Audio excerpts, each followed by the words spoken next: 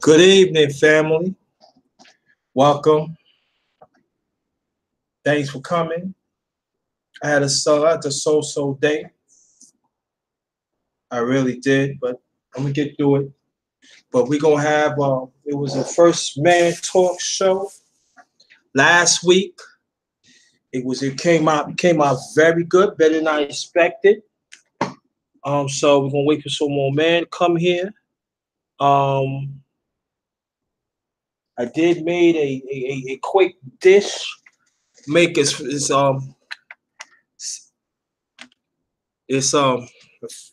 basic but effective. It's a little quick. I'm gonna show you that in a few minutes and show the brothers too that it's real quick. Let me check the chat.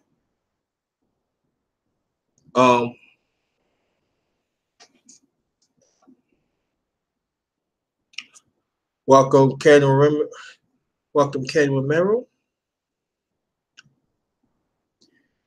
Welcome, Darrell the Empire Caesar. Thanks for coming. Appreciate that. KRT, thanks for coming, sister. We're gonna wait for some more people to get in. So we're gonna set up this man talk. First thing foremost, I want to welcome everybody. Very much appreciate it. Go get it in tonight. Definitely gonna get it in tonight. We're gonna talk more depth about our issues. So watch out for that. Thanks for the sisters that come in, that support. Very much appreciated. Wait for some more people to come in. Fill up this panel.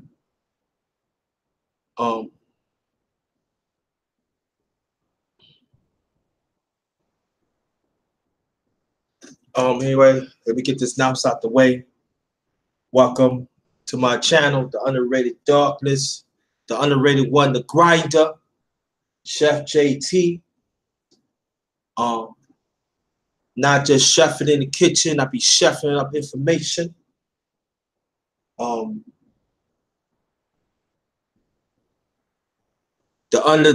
Uncle Underrated. That Mike Biggs boss, he give me that name. Also, they said, why you touch up JT? John Doe, he gave me that name. Salute to him and salute to Mike Big Boss. So I got names. So people said they want me to mention that, so I'll mention that. But if y'all want to know more about me, subscribe. I mean, I'm not subscribed. Check out my channel, check out my Facebook page, yours truly, Jerry Thomas. Also have Facebook group. Capitals, JT, MVP, Thinking for Ourselves. Also Caps, Twitter account at JT Blackman 44. Also Instagram account, same as name, Underrated Darkness, but it's a lower caps. Okay? So also I do music and also I do boxing. Most likely I'm gonna do some music tomorrow and some boxing, so hopefully watch out for that. Also, I'll be doing a fellowship live dinner live. I mean, every Sunday, early evening. Don't know what time it is, so don't quote me for that. You know, it's all about sitting at the table, talk to each other. We having great conversations. Find solutions. Check out for that. And just understanding I'm imperfect, so I'm not gonna get it right all the time. And each of us have to understand that. And so check that out. Also, I have the Underrated Sports Show with my co-host She Stay Sleep TV. Want y'all check that out? That's every Monday, 7 p.m. Eastern. The Underrated Sports Show. You know, we bringing some stuff up that hardly nobody don't talk about. So, want your channel. I want y'all channel for that.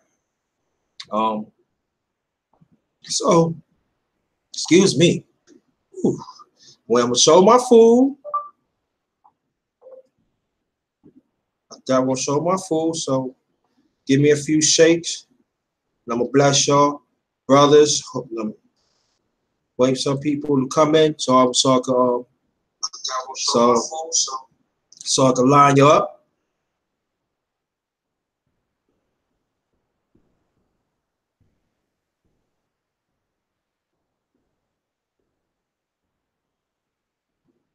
Wait for some more people to come in.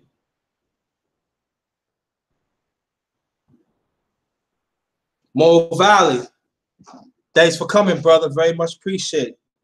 Always a blessing to have your presence here.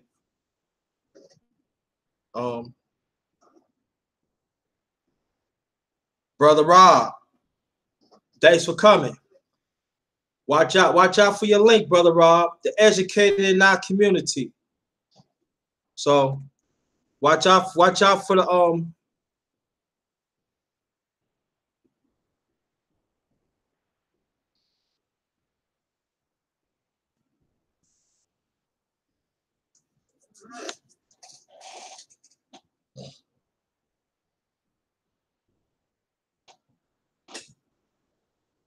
Brother Rob, I seen the link. Come through. Let me know you got it. If you don't, I'll send it out again.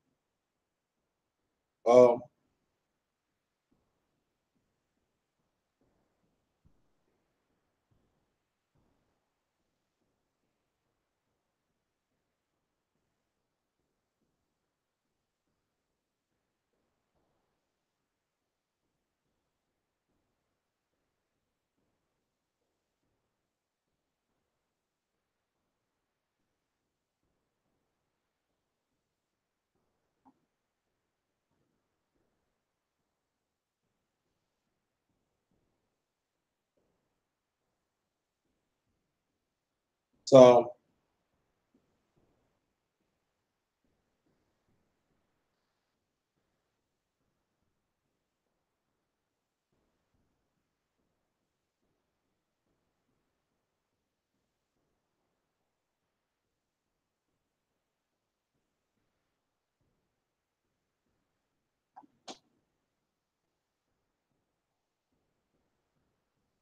now it's gonna be man talk, Sheila. It's gonna be man talk tonight. With some more Mo Valley. If you want to get on the panel, drop your email in the chat, and I will hook you up.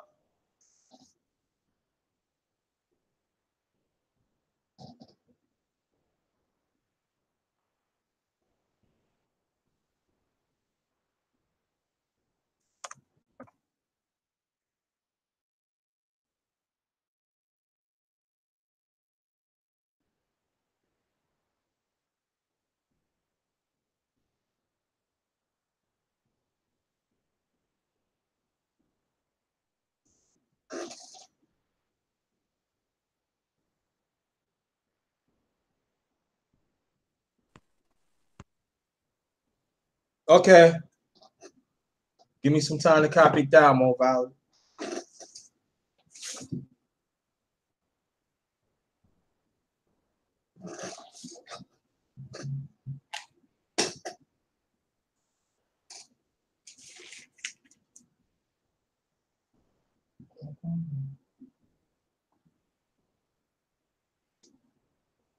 Copy this down.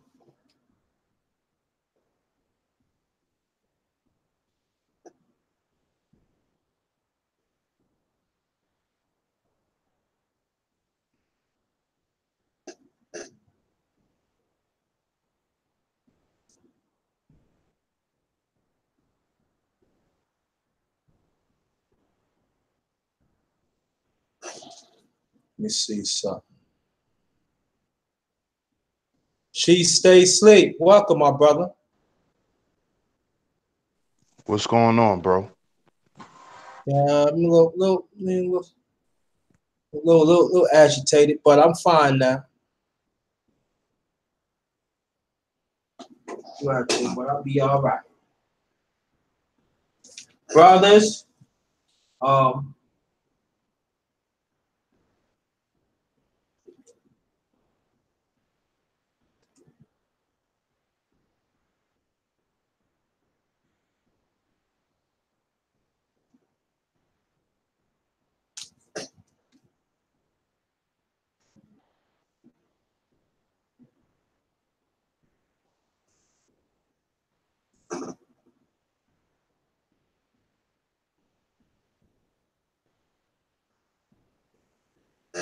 okay,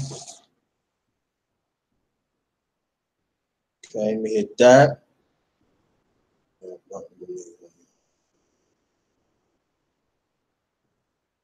After that, Loso, I'll get you on. So.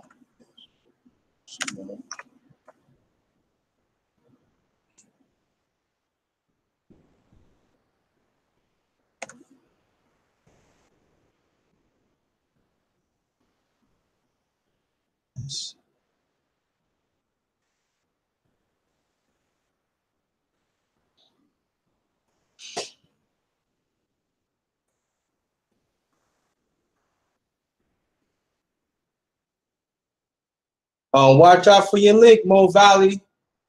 I just sent it out.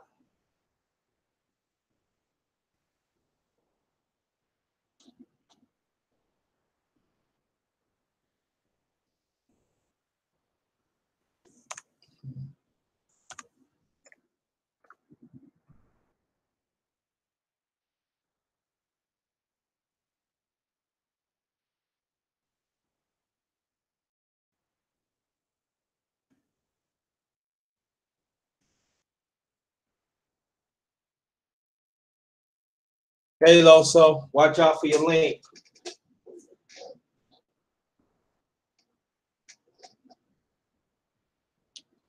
Let's see.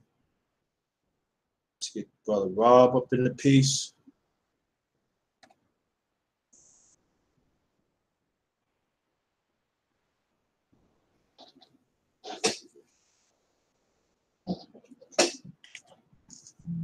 A few minutes, I'm gonna show my food. Didn't forget.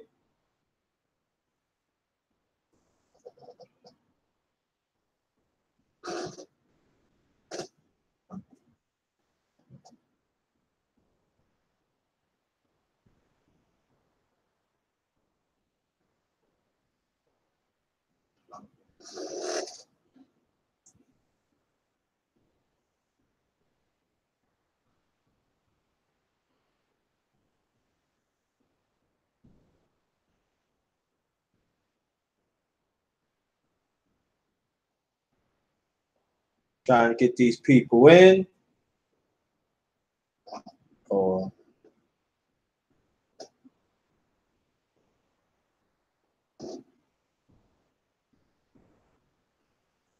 so how was your day? She stay asleep.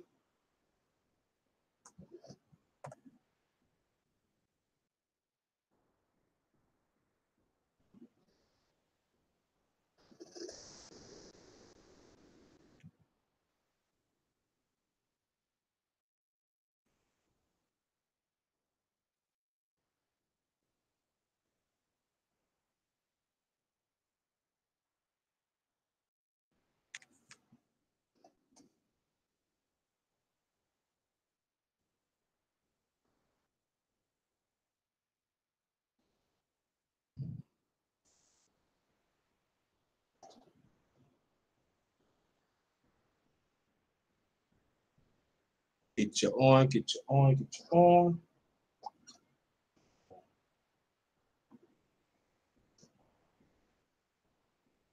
Face Squad, thanks for coming. Chosen Queen, thanks for coming. Thanks for coming. Appreciate that. Loso, watch out for your link.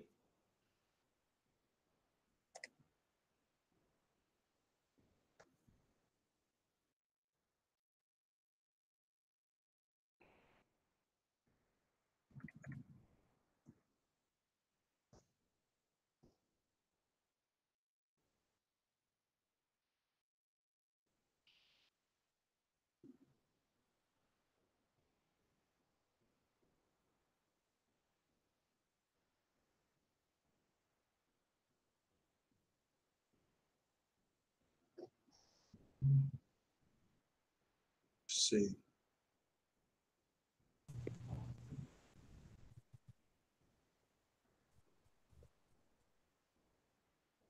I'm in, my G. All right, what's going on, Loso? Cool. I'm doing all right. Finna go ahead and listen to the panel and talk, but I'm finna eat as well at the same time. I'm hungry, but I'm right here with the panel, man. Y'all already know. God bless everybody in the panel. God bless everybody in the chat. All right. Okay. She say sleep came on. Thanks for showing us, Chosen Queen. Thanks for showing up. Very much appreciated. All of our brothers building. Mobile, still look out for your link. I'm sending it out.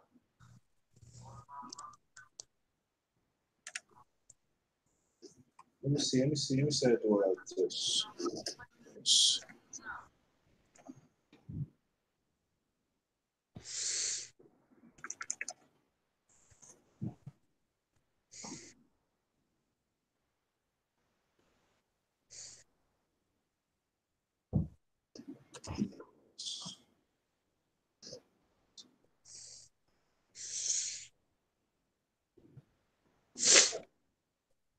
Shoot.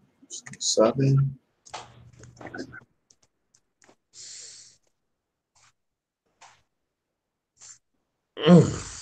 Why my nose hurt?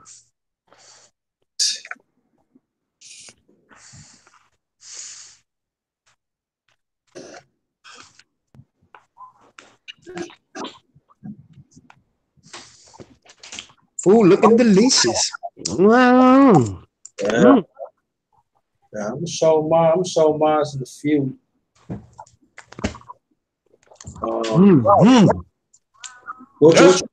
What you eating, brother? I'm eating pasta with broccoli and some hot sausages on top of it. Okay. That sound workable. Brother Rob, watch out for your link.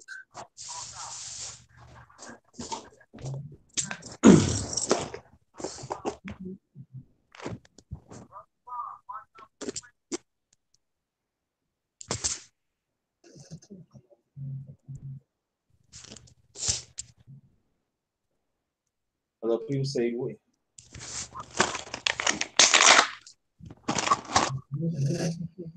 Okay. Want some barbecue? All right. Oh.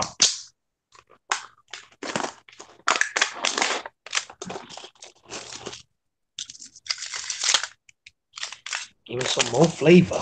Yes, sir. I love it. There you go. Everybody.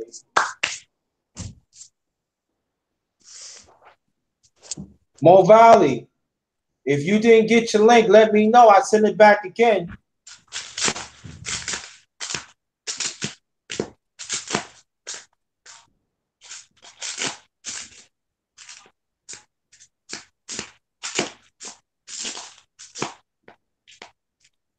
Loso, what up, bro?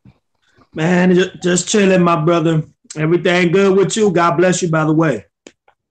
Same to you, bro. I'm Always cool. 100, sir. You already know.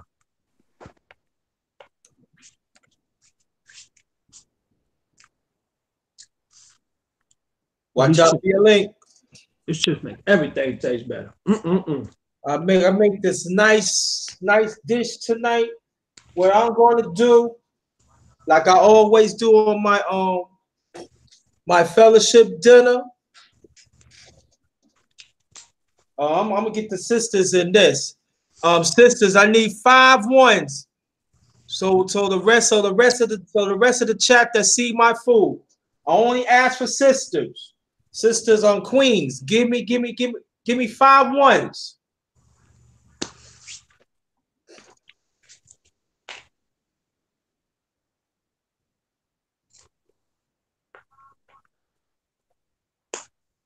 One. Thank you, Face Squad. That's that. Thank you. 4 more ones. So I'm asking for queens. That's it. That's two. Thank you. Candy. Candy. Three more.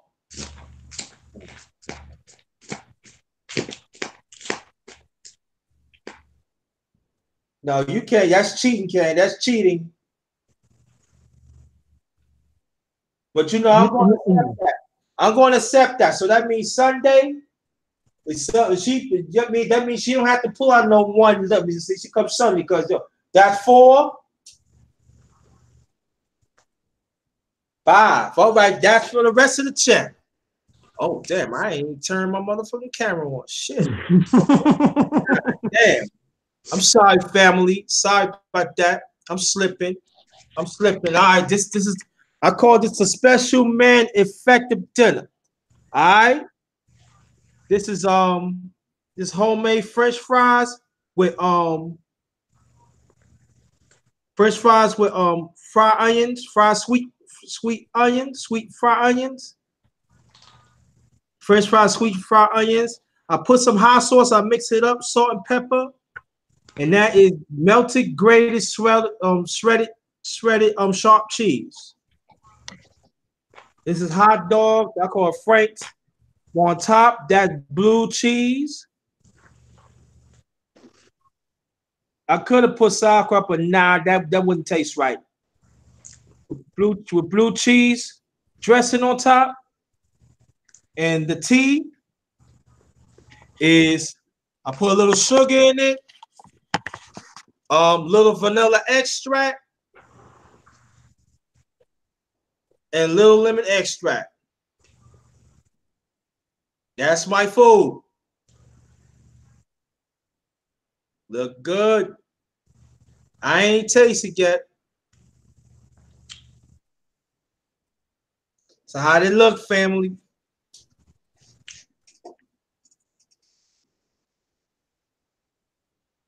Thank you. If y'all can hear me, press 1.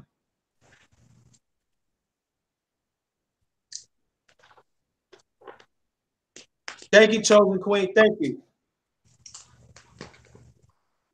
Welcome, Teddy. Okay, 1. I'm trying to get more Valley up in the piece. If not, we're gonna get this. We're gonna get this going. Oh, sorry about that. And I gotta take a food.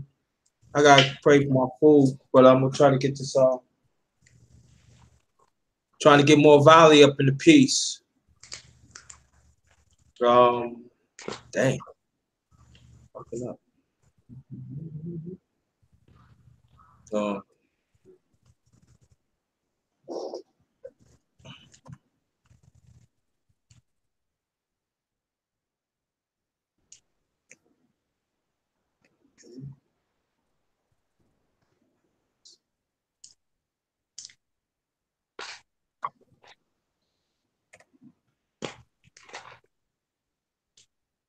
Sorry.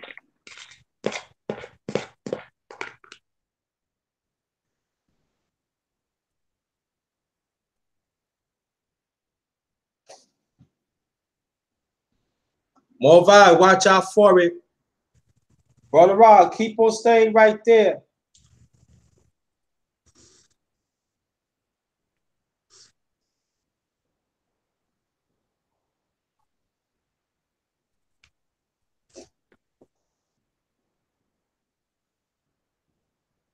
Watch out, Brother Rob. Brother Rob, I'm coming.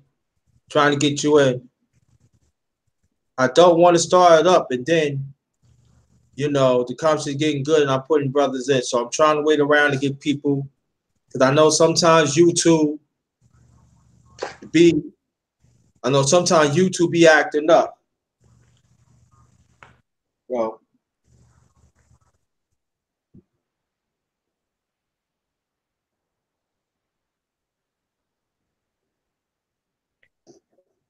yeah. But Brother Rob, watch out for the link. But I want to welcome everybody to the main chat. Let me say my prayers. I'm sorry. Amen.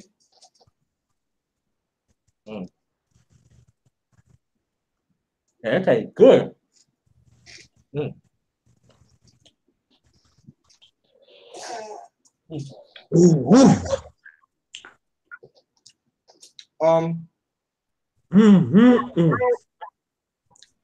You killing it, huh? Okay.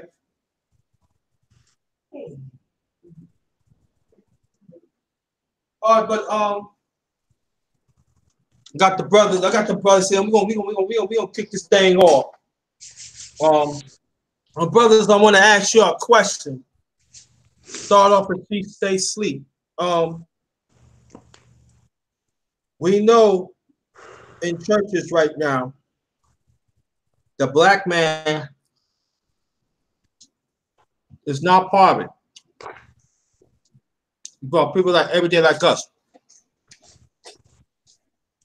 And I want to know why we not.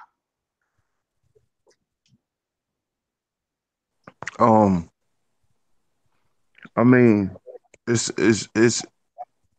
it goes both ways with that question.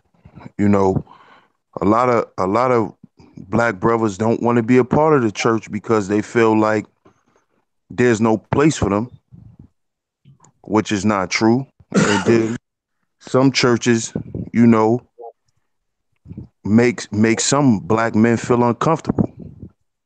You know, but it's, you know, for the most part, a lot of black men don't feel they don't feel comfortable, you know, because they feel like they misunderstood.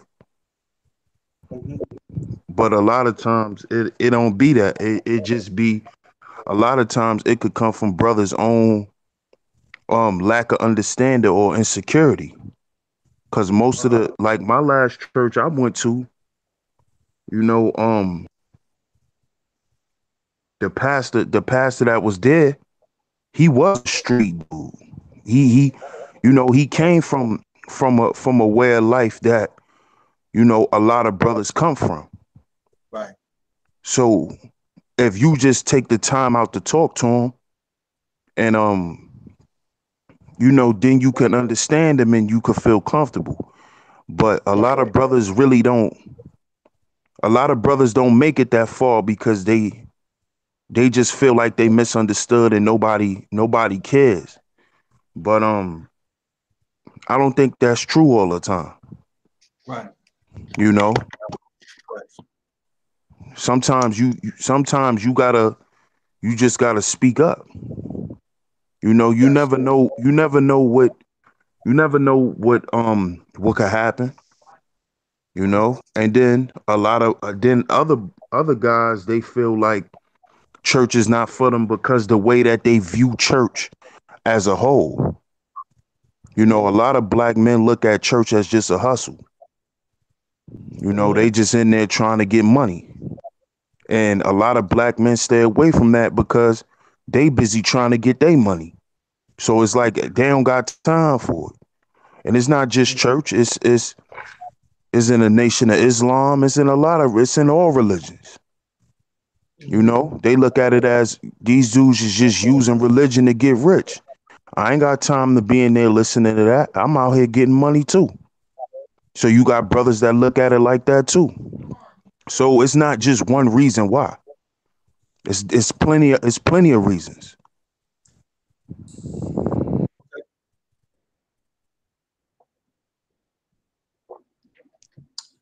That shit is fucking great. Same question, Loso. Please. Honey Tina, welcome.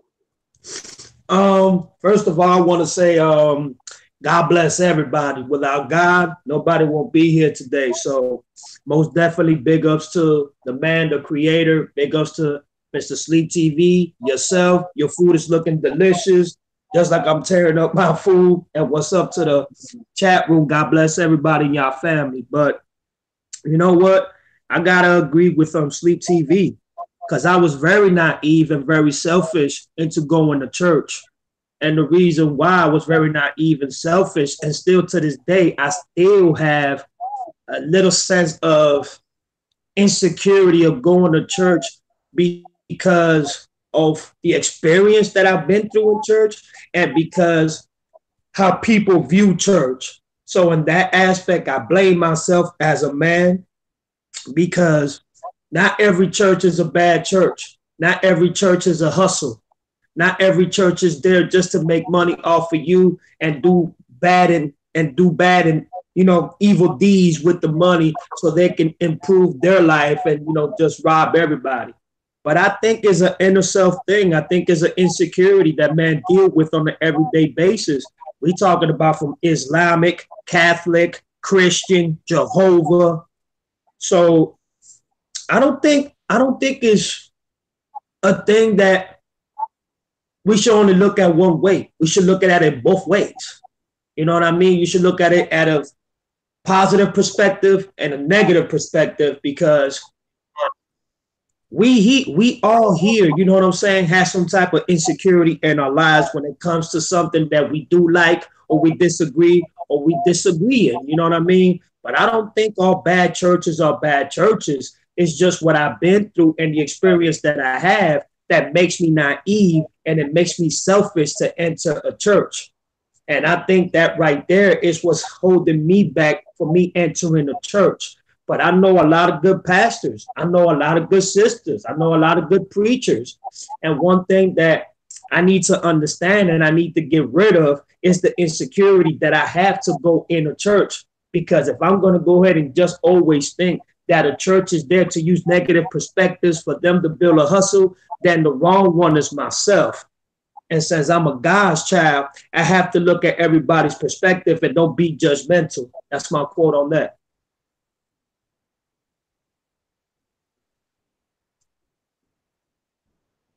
That's cool. All right. Hope some man come in here. No, okay. That's cool. See, my thing is this, that you're right, brothers, it go both ways. But I remember the church was the fabric, was spiritual, social, emotional fabric in our community for a long time. There's quite a few people that got left behind. And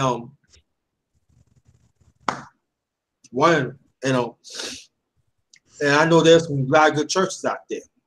It is. But there are a certain stigma that I see in our community that I talk to brothers. And they also marry, in the church they call it unyoked. And I say, you mean they never have been invited? They always invite their wives, their kids. And even sometimes they say they have like these men talks and everything. They not being mentioned. And like she stays asleep too. Sometimes they see it as a hustle. And also there are some of us as black men, we don't want to take that chance because sometimes we're stubborn. But I feel that for me. Okay, I'm all right. Watch out for your link, Mo Valley, because I definitely want you to come. I want you to come in this piece. I'm gonna get this sound. I'm gonna plug you up, brother. I'm gonna plug you up, my brother. Salute to you. And I feel that it has to be brothers have to reach out, and it goes both ways. It has to be both ways. So a lot of us as brothers stumble. They have been disrespected, and that has to be talked about. Mo Valley, I'm gonna plug you up in the piece. Watch out for your link, all right? As soon as you get the link, just come through. All right? But on that, we're gonna switch it up a little bit. So go on in. Oh, okay, I got it. When I'm putting on, when I'm plugging up on Mo Valley, brothers, I want to ask this question. Despite how things is and everything go by, we busy. And I'm talking about brothers that live with their family or they don't live with their kids. Now, my question is, how do we, Ghost Me too, single too, because I'm gonna talk more about being single too. How do we make sure that we have our input in our kids' lives? Now that I'm gonna throw it at Mo, I'm throwing it at Loso, then she stay asleep.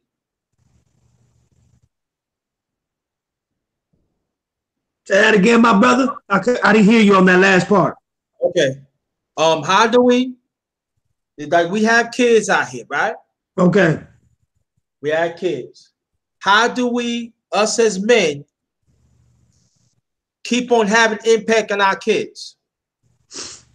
You know what? I think the biggest impact that we will have on our kids, it's number one, being that father figure and being that role model that we need to be with our kids. I think what inspires them more than anything is to be seeing a father being inspired by something that he loves doing as well, that's positive. And you always have to keep God first. With God, that inspiration will follow with your kids as well. Your kids look at you as their biggest role model, your biggest heroes. So every example that you lead to your kids, that's what they're gonna follow. That's the example that they're gonna lead themselves when they grow up too, and they're gonna show it to their kids as they grow up and develop, a parenthood themselves.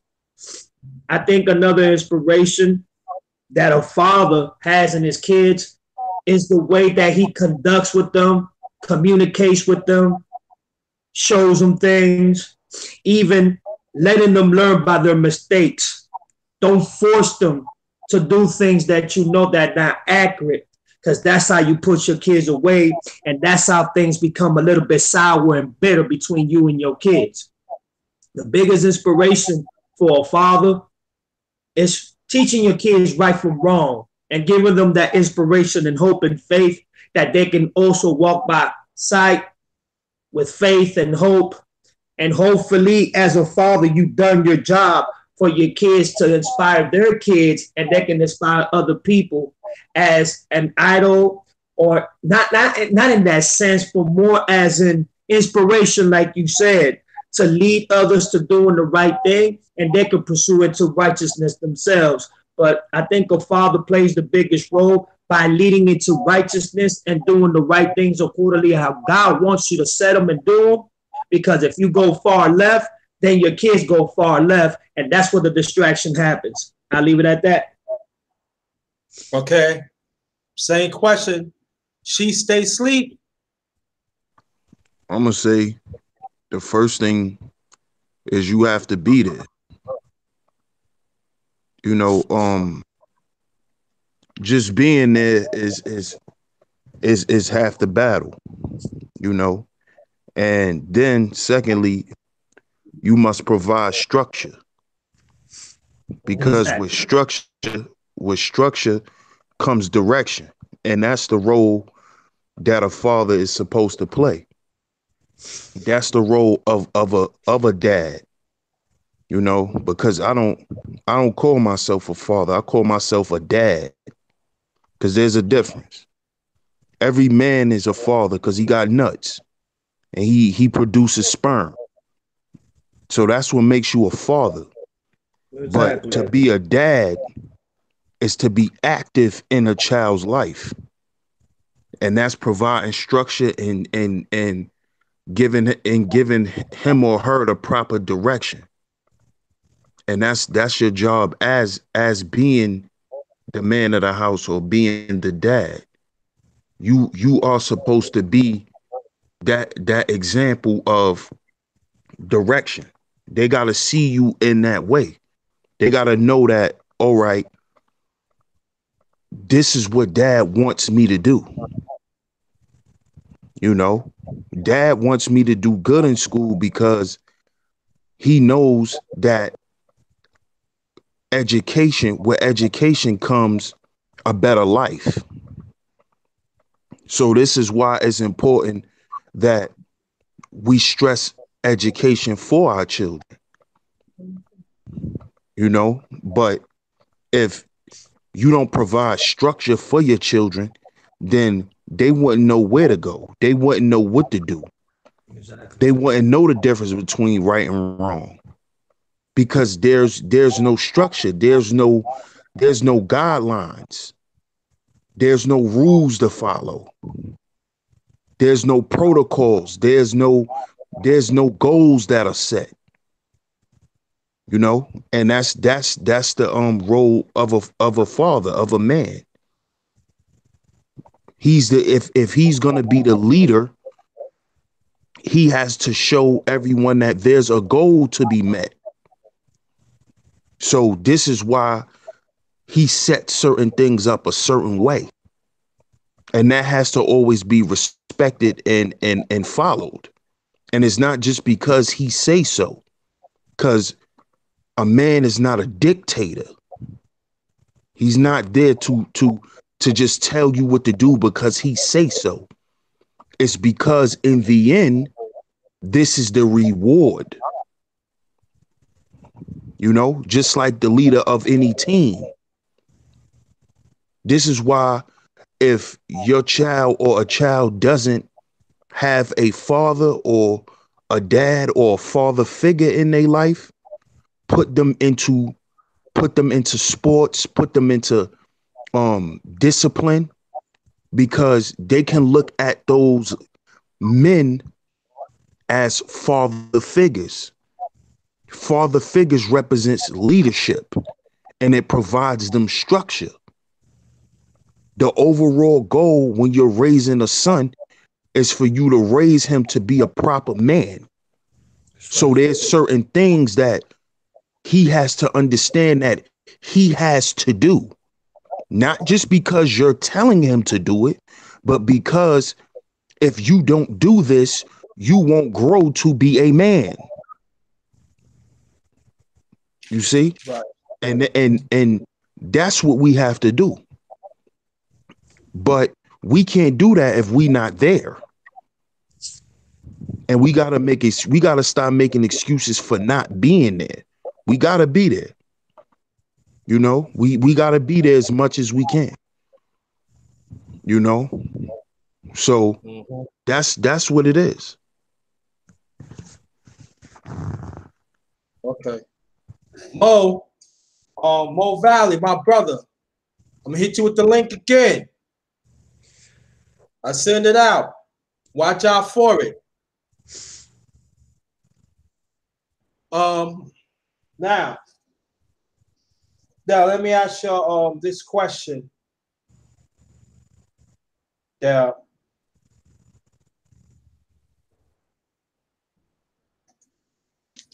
I'm single. Right. Also, I'm a godfather. And I'm gonna ask she stay asleep, because sometimes that's not being mentioned. Do you think that I already know the answer, I'm just saying. Do you think that I play a role in this? Of course, because if you're a godfather, you're a father figure. Mm-hmm. Godparents are set in place by parents. So if they were to ever pass away or anything was to ever happen to them, you are to be the caregiver or the guardian of that child or those children. So being a godfather is a father figure. So you can also provide those things if those children don't have that. That's your job, to make sure they have structure. That's what it's about. So you have to encourage them to do the right things, to stay on the right track. Because at the end, all of this stuff that you're teaching is for them to grow up and be productive adults. That's what it's about. You know what? That's what my dad always told me. You know, I'm raising you so you could be a man one day and be on your own and raise your own children. And your job is to raise your children to be men or women. Right. You know, so that's what it's all about, because you gonna always be, you know, who you are, but at the end of the day, they're gonna have to be able to go out in the world and be able to survive. That at the end of the day, that's what it is. So just because you're a godfather, you know, that doesn't mean that you don't have the right, you don't have a leadership role, because you do. Okay, same question, Loso. I think you play a big role on that. Just like Sleep said, you know, you also are building structure because you would like for that young man, you being a godfather, to be a great father to his kids as well, and grow up with structure, with discipline, and the respect that he needs to show his elders, his brothers, and his sisters. So you play a major part, you know what I'm saying? That's a parent that is trusting you, is giving you that position because they know the part that you play in. They know you're a sincere man, an honest man, a man of God, but more importantly, they know that you're going to build that disciplinary and that structure so that young man or that young sister can go a straight path. You see, but my situation is a little bit different. I was the outcast of the family. I didn't have too much family around me. My family kicked me to the side. My father used to beat me and rape me. So my mother was the father and the mother at the same time. And being a single mother, having two jobs, being mom and dad is very hard for a single woman.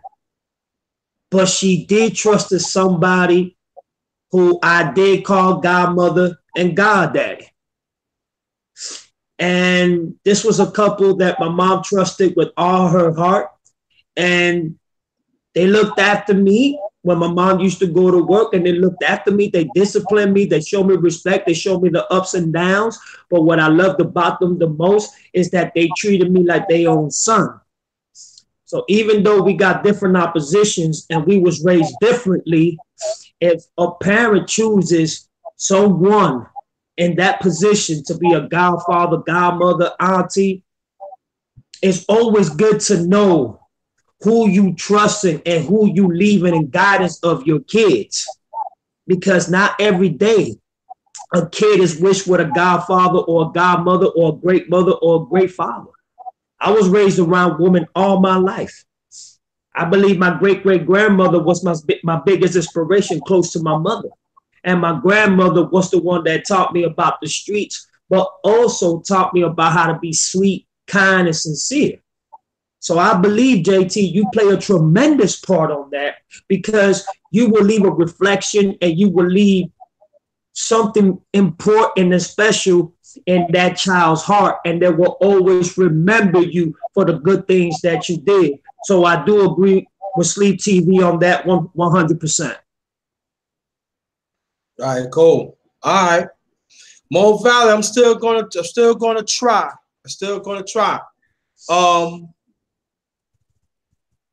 Legendary Top Cat, LDBC. What's good? Any brothers that want to join the panel? This is Man's Talk. Drop your email in the chat, and I would get you on this piece. Now, this is a question that I want to ask both of your brothers, start at you, she stays asleep. We see how things is right now. And in this world, you know, we try to hide things. I know when my parents said they're trying to shelter me in certain things, but how social media is right now, you can't even shelter. Now, how do you go about if your kid sees something that is not good, and you right there, and it goes for Loso too? How do you sit down and explain to kids? Simplify the message of their what's the word? Of their level, but at the same time, tell the truth. She stays asleep. Well, first thing we got to do is be honest. You know, a lot of times as a parent, we want to shelter our children from the world, but we can't do that. You know, no matter what, you got to protect your children, but you can't shelter them from life. Because if you was to do that, what you actually doing is you're actually robbing them from the experience on what life is. Life is about good and bad experiences. You're going to see a lot of things you don't want to see. You're going to hear a lot of things that you're not supposed to hear. But that's life. Because if you shelter your children and then they go out in the world and think the world is peaches and cream, but all they get is piss and shit, they're going to come back and blame you because you didn't properly equip them with the truth. You know, and this is something that I've grew up and learned, that in life, you have to deal with the harsh realities of life. You know, you have to overcome the harsh realities, man. Shit is not going to be easy. It's not going to be, this is not a cookie cutter life, you know, and you cannot paint that picture for your children, because what you're doing to them is you lying to them. What you're telling them is they're not going to experience bad things. They're not going to struggle. They're not going to get doors shut in their face. They're not going to get disrespected. They're not going to get into fights. They're not going to get into arguments. They're not going to be let down. You want to do that for your children, but you can't. Because that's not the life you've or nobody's experienced. I don't care how much money you have. I don't care who you know. Nobody in this world have not lived and not experienced none of those things I just named, whether they rich or poor. So we have to let our children know, listen, you see what you just saw? That's those things that you just seen. They weren't good, right? I don't want you to get used to seeing those things, but you have to accept them, that those are things that's going to happen in life. You're going to see things like that. You know, things like that is going to happen. It's life. You know, accept those things and move on. And that's it. That's all we could do. We can't do no more than that. You know, but the best thing for us not to do is lie and you know, paint this fairy tale world for our children, because that's not what life is about. Life is not about all hardships and struggle and shit like that either. But we have to tell them the truth, because You want them to grow up and understand that it's about balance. That's right. It's about highs and lows. Right. Love when you experience good times, but expect hard times to come. And when they come, you'll learn how to deal with them. That's just what we have to do, you know? And that's what we have to do, you know? Because and the reason why I say that too is because a lot of people think that they can hide the harsh realities of life, but they can't, because some of the most richest people or the richest children or kids that grew up and was well off, they've experienced the most traumatic shit, sometimes more traumatic things than poor people. And we wonder why that happens, because that's life. Money can't stop certain things from happening. You know, if somebody want to take advantage of you and do something to you that they ain't got no business doing to you, just because you got money don't mean that won't happen. You know?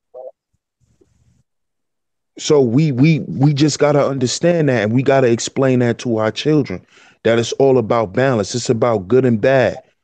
Just like you got hot and cold water, just like you got night and day. It's that's just what it is.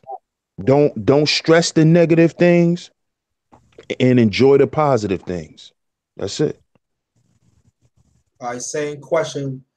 Loso. Oh, hold up, hold, Loso. Yo, my brother Mo Valley, I'm still trying to get you on, so keep on watching, keep on looking at your email. I'm gonna get you on.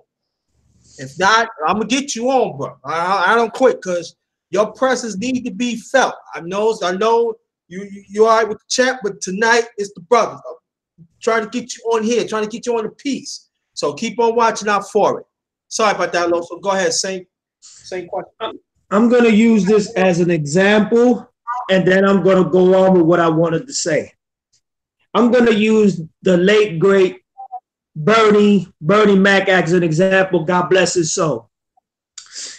When his sister was in bad drugs and she couldn't take care of the kids, she asked Bernie to take care of her kids, and Bernie was very not so optimistic of it, but he was like, I don't know about all that.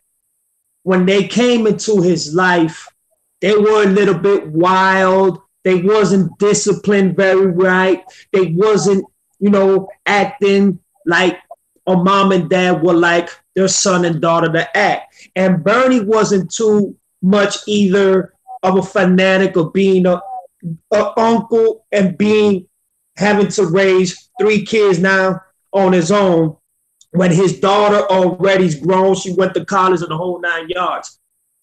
And it's like the littlest one, when she went downstairs and she went to go get something, and Bernie looks at her and he said, "What you doing?" "I'm grabbing some milk and cookies." He said it was so funny that he had to ask her again, "What you said?" "I came downstairs to come get some milk and cookies." After that, the relationship, as the years went on, now the less disciplinary and the disrespects and the way that they looked at with each other, it felt so different. And now they felt like they had a father figure with them.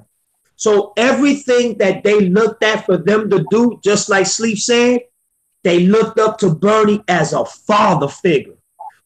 Whatever dad say, I'm going to do. Whatever he needs me to clean, I'm going to do.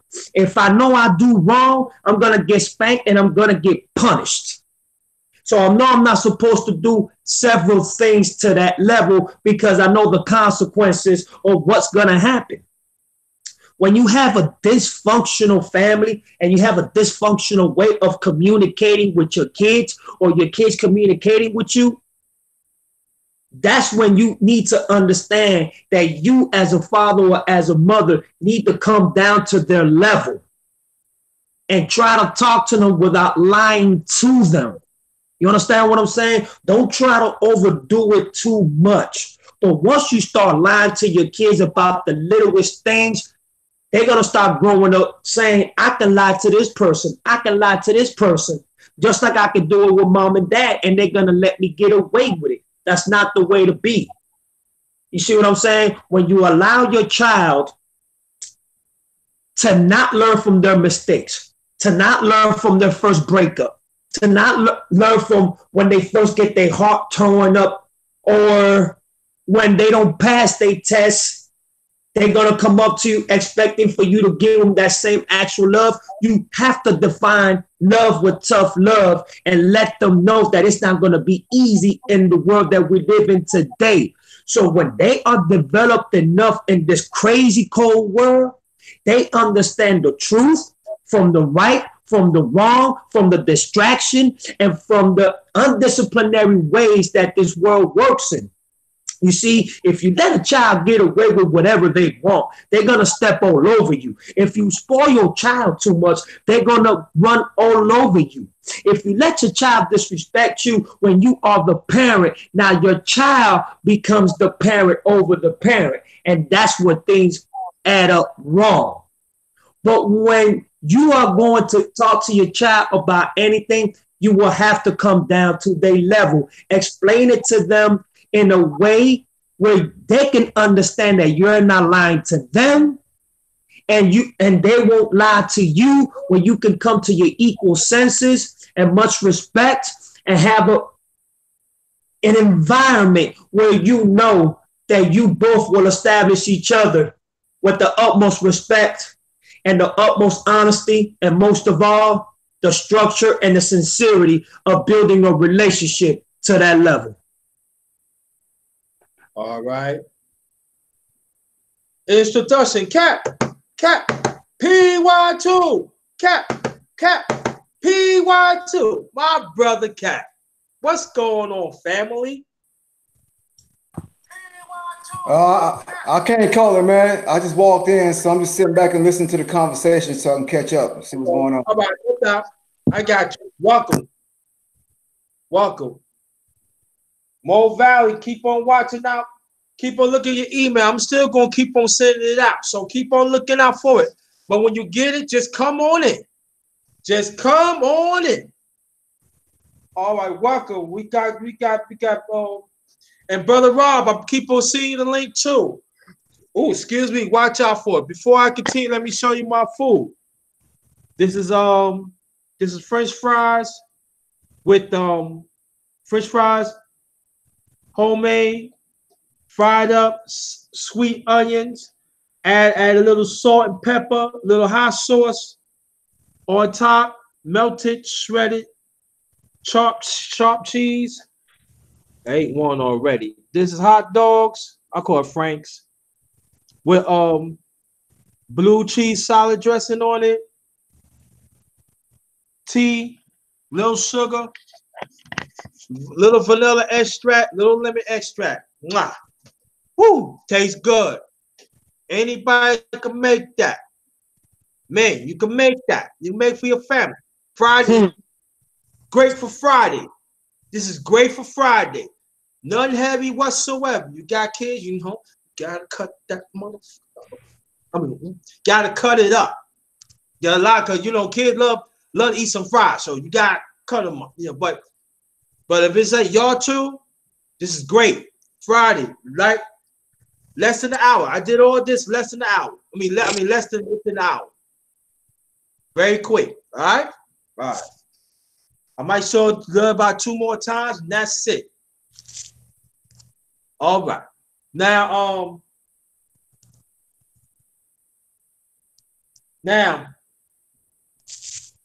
just a question that I'm gonna put this out. You say, Captain, you want to keep on listening, so I'm gonna get you last. She stays sleep Loso and my brother Cap PY2.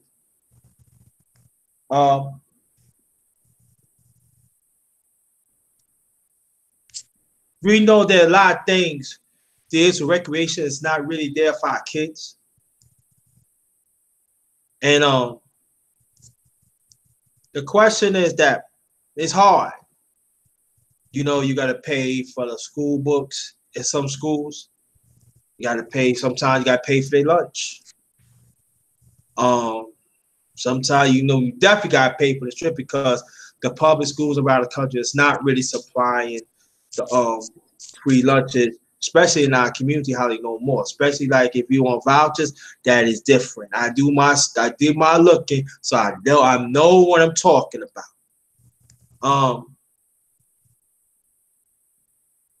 How do we go about to stay within the budget?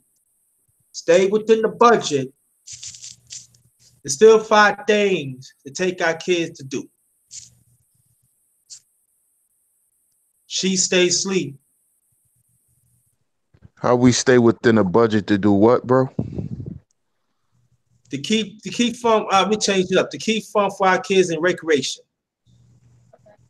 Well, I'm gonna say this. Brother Rob, me and Brother Rob did a stream on my channel. Y'all could go check it out.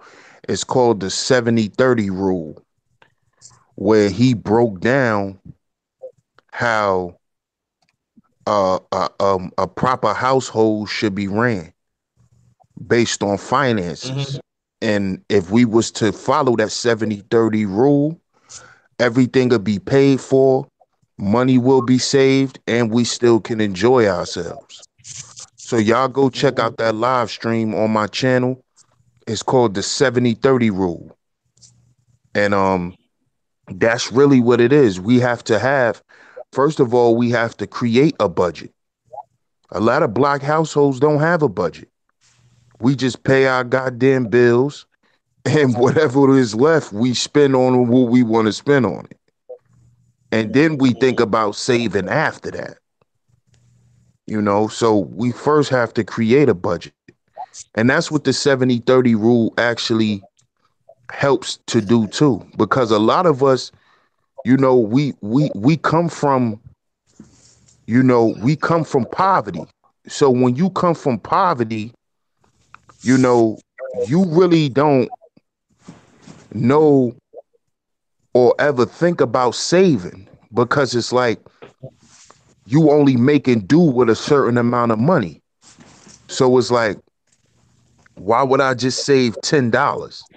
But if you save $10 a week, every time you get paid, you saving $10 or $20, that money adds up. So we just have to start thinking different. And all of that stuff comes with structure too. We have to set a budget for our household. And with using that 70-30 rule, it encompasses everything. It encompasses us going out, doing things for the kids and having fun and, all of that. There's monies in there for all of that. So y'all go check that stream out, the 70-30 rule with me and Brother Rob. Shout out to my man Brother Rob too. Mm-hmm. Same question. To myself, sir? Yes. Well, I'll be honest with you. I had a different way of raising my son. You see, I had to work 2 jobs and go to school because I was set back because of the life that I used to live. I didn't have no college degree. You know what I'm saying? I ain't had no masters. I ain't had none of that to that expectation. You understand what I mean? So the way I raised my son was very easily. And my son had everything he needed. Why? Because I stayed loyal into the work. I stayed loyal into the books. I stayed away from the streets, and I didn't waste my money on things that weren't necessary. I put myself in a position where I became more aware of what I needed to do to make sure that my son had his karate classes, had his lunch every day when he went to school, had money, where wear different clothes every day and was, you know what I'm saying, able to have everything that he needed that matched up to whatever was brought up at that time. But you see, things got a little hard for me once my son started getting older and older. You see, my son is 6'4". I'm only 5'9". My son is 6'4". So the taller he got, the more expensive it got for me to take care of my son.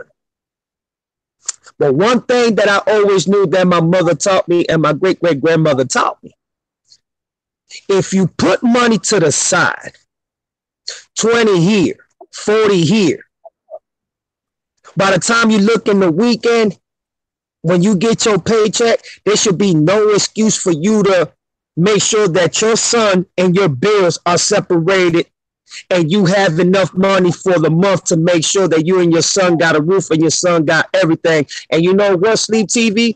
I did not see that video from you, but I'm going to check it out because it might help me in a lot of other different ways, because people got different ways to making sure that their kids have what they need and you still got money for yourself and you got money saved up.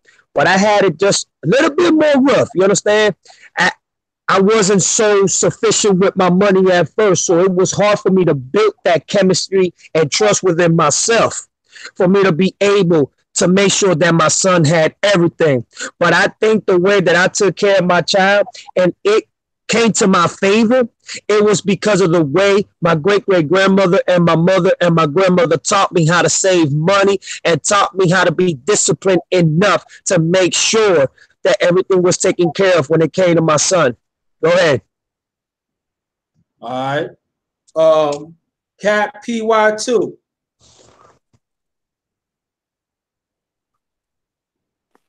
I'm here, bro. Your input. Oh shit, man. I'm still listening, man. Okay. Right Wherever now, you yeah. chime in, no problem. I All want to right. welcome. Okay, wherever you chime in, no problem. You good.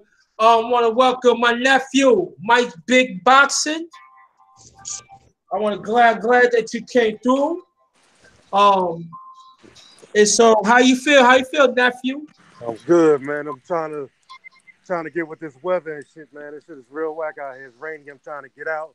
I can't go nowhere. I can still go somewhere, but you know, Oh, wow. it's real nasty out here, D. Yeah, all right, but you on man's talk tonight. We talking about our issues only. And did you hear the question that I asked? Nah, what was the question? Well, you know what? I'll give you that. I will get to that. Let me get another question on you. Now, as a father, and this goes for everybody too, as a father, why is so important prepare the kids of work ethic? Why is so important? Oh, because man, our kids are our future, man. We can't have them do live how we lived when we was younger. You know what I'm saying? How we grew up, man, it's so different now. Now you got pedophiles and crazy white people out. Excuse me, I mean, I'm not a racist, nothing, but you got crazy people out there just shooting up schools for no apparent reason. So we gotta prepare our children. We gotta overly prepare them. You know what I'm saying? But at the same time, they gotta stay in them books, man. They gotta stay in them books. Stay in them books hard. That's why I'm on my kids hard as hell, man. I'm on them every single day. I hear under their breath every day, I hate you, Dad. I hate you, Dad. But they don't hate me. I know they don't hate me. My kids love the hell out of me. You know what I'm saying? Because I take good care of them. My wife loves me because I take good care of my whole family. You know what I'm saying? That's why I live by that code WOLF, man. WOLF. We only love family. You feel what I'm saying? Mm-hmm. But you know what I'm saying? We just got to prepare our kids for the future because they the ones that are going to be the leaders. You know what I'm saying? When we sitting in our wheelchairs and our rocking chairs, you know what I'm saying, getting old and crusty and still drinking on some Henny and still smoking on these blunts or whatever. You know what I'm saying? But, you know, it is what it is, man. That's my take on it. Okay, cool. All right.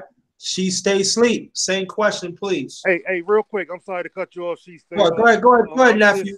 Hey, I'm happy that you gave me a ring, man. Let me get on your panel and chop it up with you guys, man.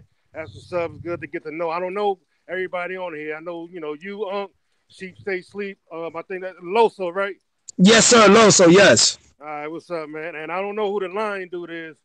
It's Cat PY2. Oh, Cap PY2. All right, what's up, fam? Salute to all you gentlemen. Go ahead, God go ahead and bless. cook. God bless for real. Yes, sir. All right. All right. Thanks. All right. Thanks a lot, nephew.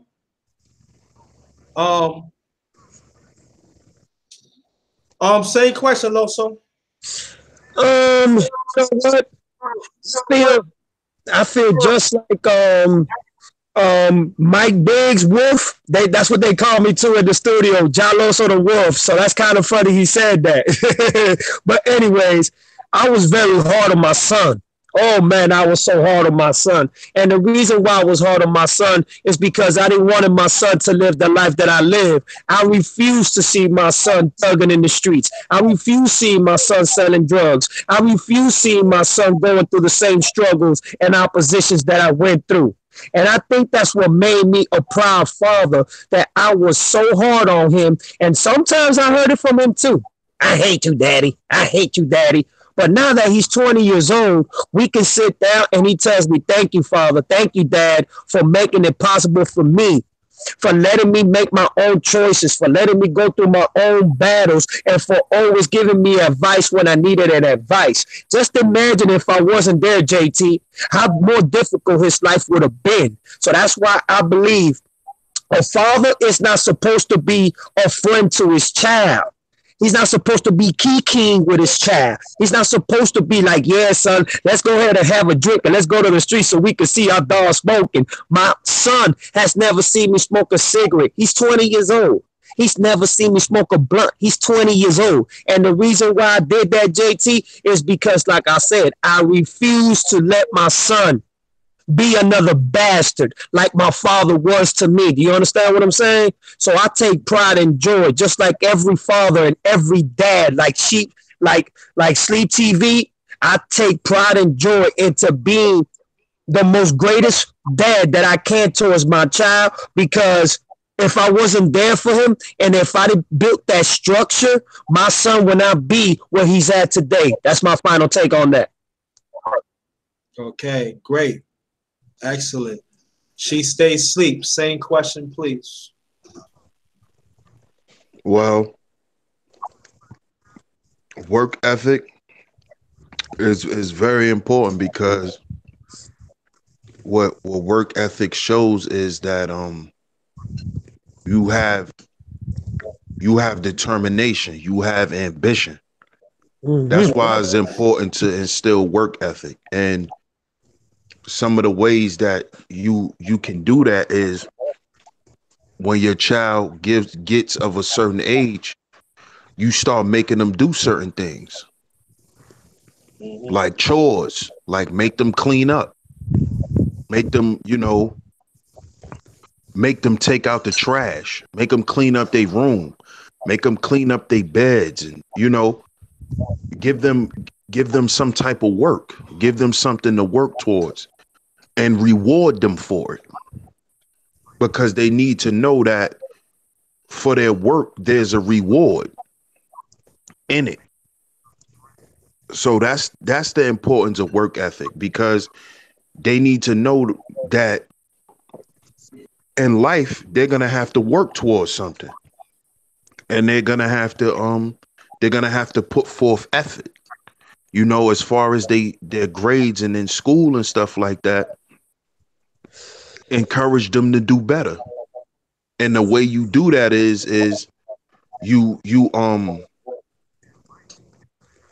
them certain things that you may see that they slacking in, and make them work on those things, because that will, and if they was to do those things and that they can get better grades, that will increase their work ethic. Like studying, like instead of studying 30 minutes before your test, won't you come home and study every day?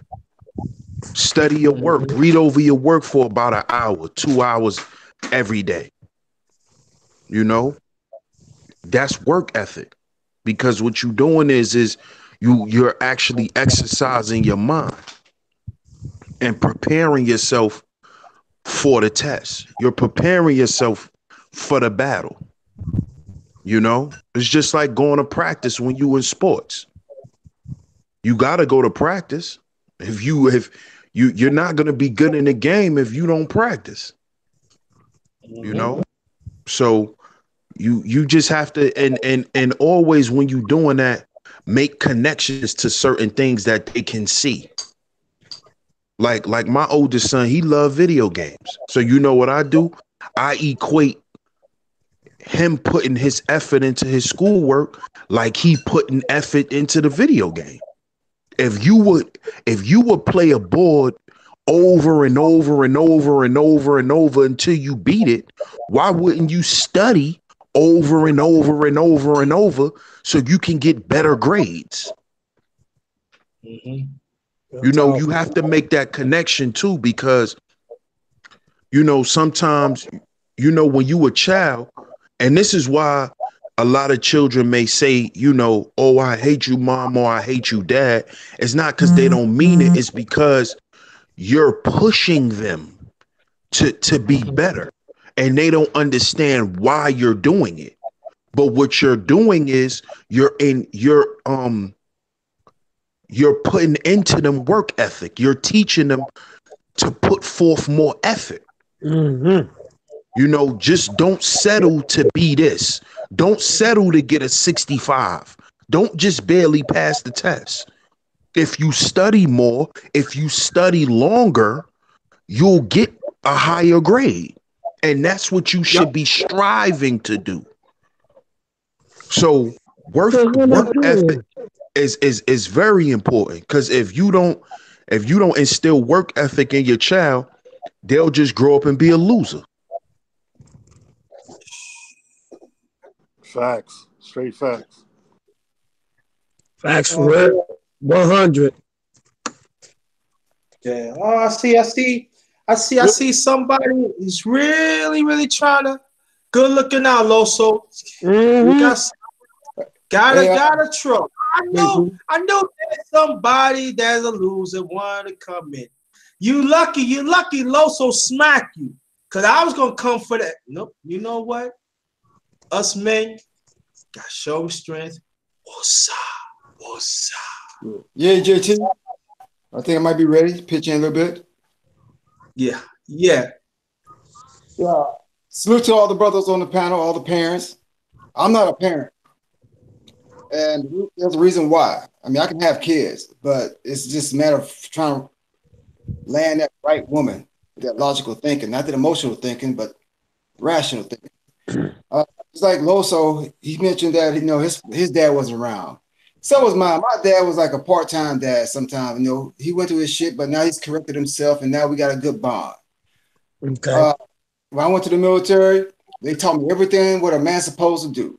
You know, hard work ethics, loyalty, respect, appreciation, yada, yada, yada, so forth. So when I got out, all these failed relationships, I started paying close attention. And I saw how society was. You know, they really they condition our women and men, particularly our women, to question us in the wrong way and not give the man a time to show himself. And so I ended up being a drill instructor at a juvenile boot camp, assistant taekwondo assistant.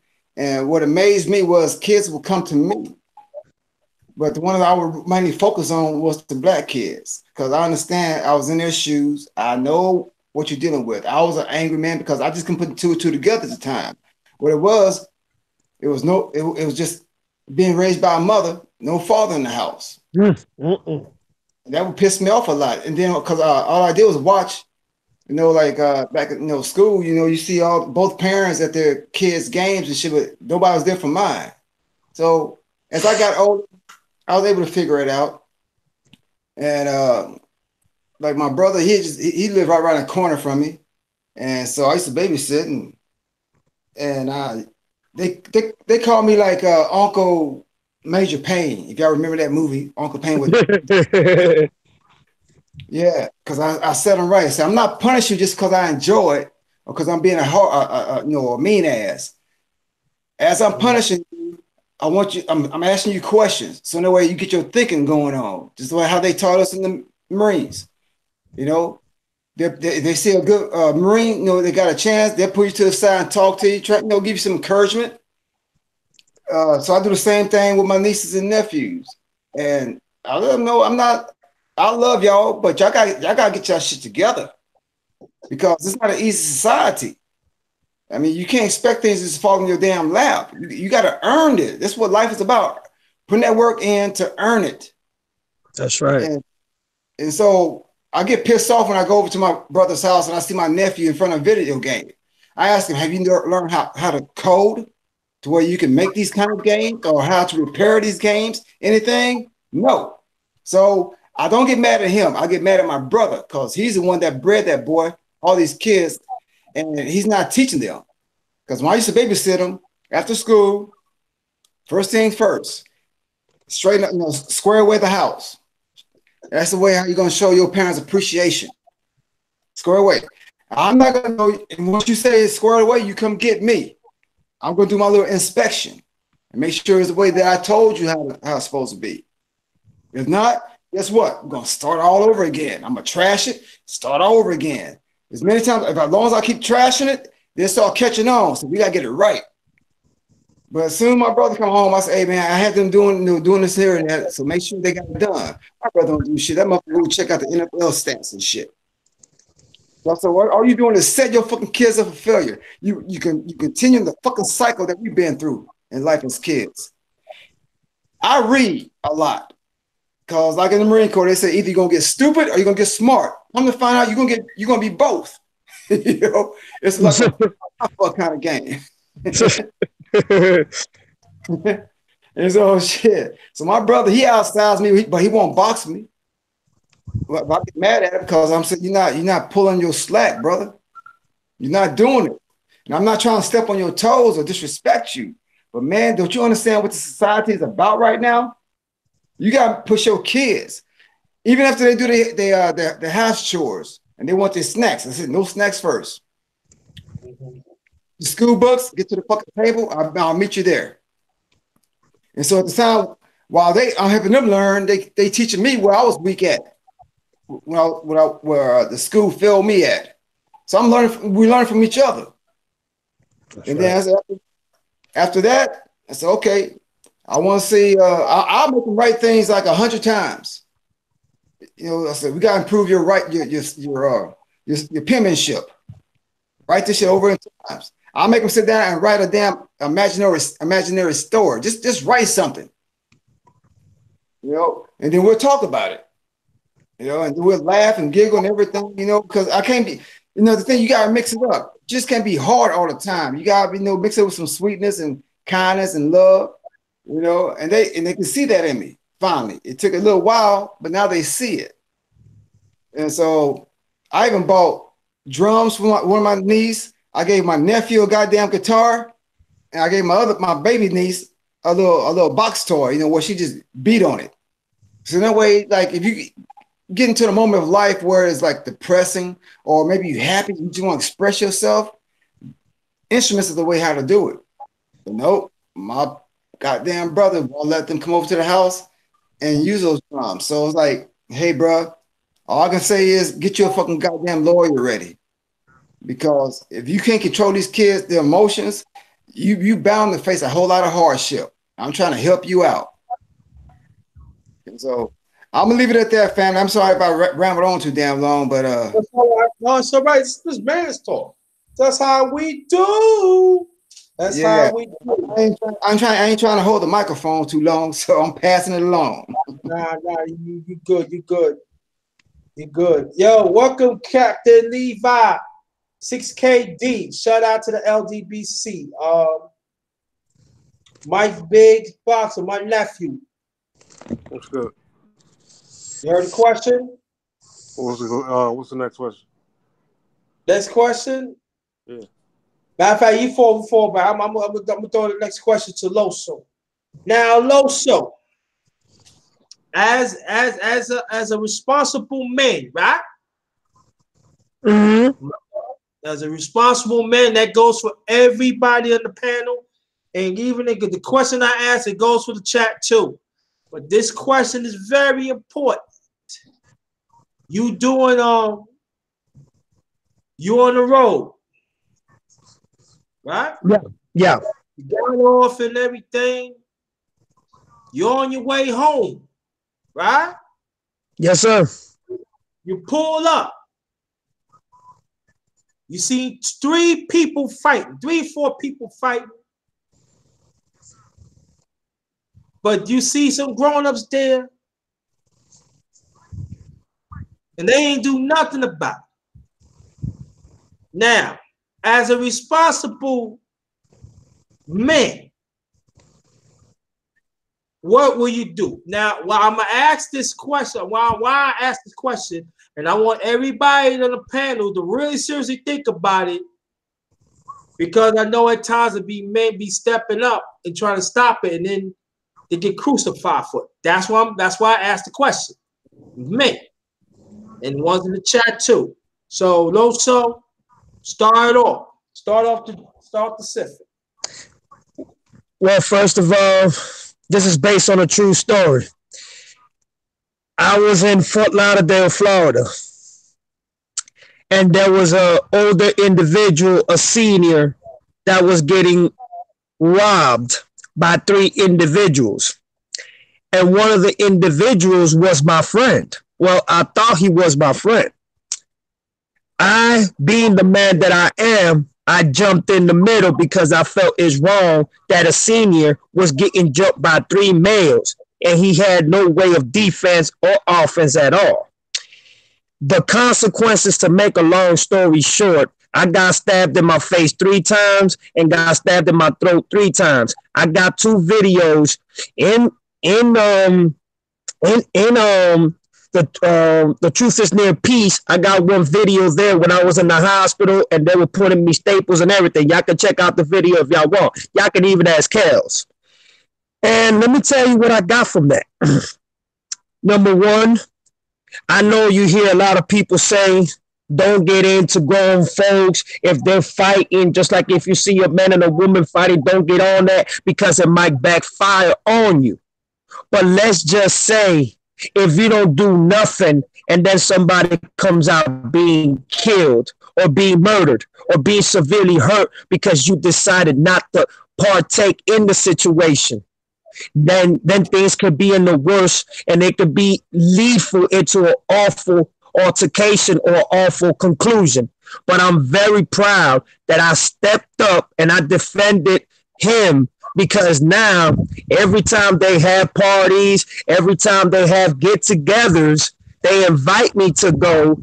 They treat me as a family, and I say someone's life that is not only good to people, but he's a grandfather. He's a great-great-grandfather. He's a husband. He's an uncle, a brother, and he also had a mother. So these are the things that I see as me being responsible in that type of situation. You understand what I'm saying? What if I would have let them 3 men jump that old man and I never would have gone in? They probably could have killed him, and I probably could have been living with that guilt for the rest of my life, and I just couldn't do it. And you know what? I want to send a big shout out to him. His name is Mr. Johnson. I want to send a big shout out to him and his family for treating me like family and for treating me like I'm a part of their family. And just to end it, JT, I'll be honest with you. What would the panel do if they went through the situation I went through? And if there was an altercation where they know that it was one of their friends that was stabbing them in the face and in the neck? What would they do? I think they would have done the same thing as I did, because we got people that we care about, and we know our ancestors as our seniors. We care about them just as much, and we wouldn't want to see nobody jumping on them. And that's why I did what I did. Okay. Nephew, Mike Biggs boxing. Yeah. Well, I ain't never been in no situation like Loso had, but I've been the person being robbed. And luckily my boys was around me, were walking around the corner when I was getting robbed, and they kind of saved my life. I mean, I got a couple of bumps and bruises, but I got mine off. I'm a pretty big dude, and I was big when I was younger too. So, you know, but you know, if the shoe was on the other foot, I mean, if it's somebody I know that's about to do something stupid, man, I'm gonna try to stop it. I'm like, listen, man, you ain't gotta do that, man. Just chill. Life ain't that hard, man. Just, you know, turn the other cheek, and then, you know, to doing it to a senior citizen, man, that's even more, you know, disrespectful. You know, these are our ancestors, man. We gotta treat them with the utmost respect, man. You never know what they've been through, and what, especially if they're, you know, African American descent, man.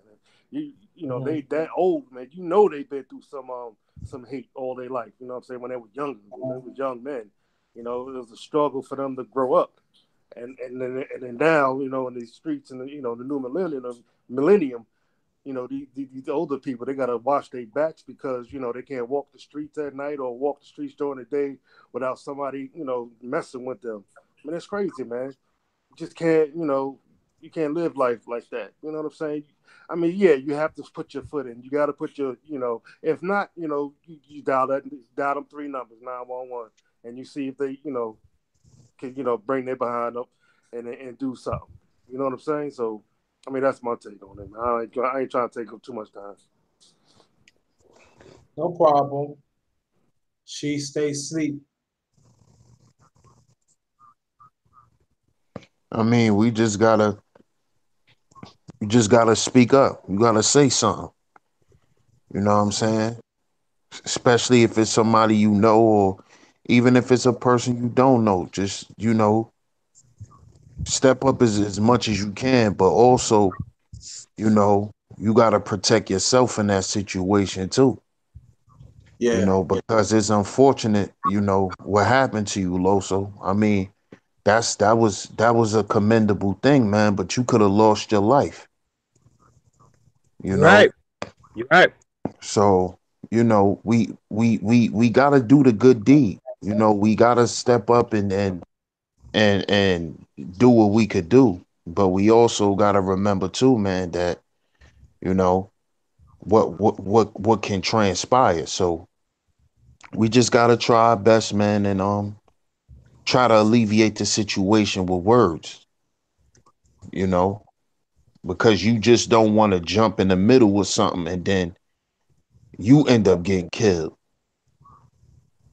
you know. So we gotta definitely step up and say something like Mike Biggs said, and try to resolve the situation. But some situations you can't stop from certain things from happening. You're right. You're right. I agree. I said for me, the cat drop off, hit him back up. I said for me it's sad to say, but gotta pick your battles. You know, especially like you don't have to have your own family. Just protect yourself as men. And I put like this. I've been to a few wars in my lifetime. You know, in my life, so I've been like could have been fatal, but found my way. You know, but I got out of it and everything. So that's why I asked this question. Now, brothers, I always want to ask this question, and I want each of y'all to be straightforward on this, and even the ones in the panel. I mean, even the ones in the chat. Fuck me. Yeah.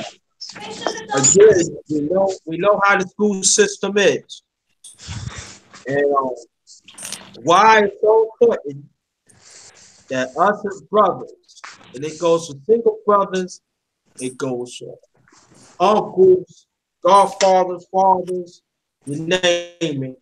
Why it's so important that we be part of these school councils and town meetings. And also with that question, why it's so important that in our own way to push our curriculum. What I'm going to do, I'm going to start it off Cat PY2, Loso, my nephew Mike Big Boxing, the last Sheet Stay Sleep.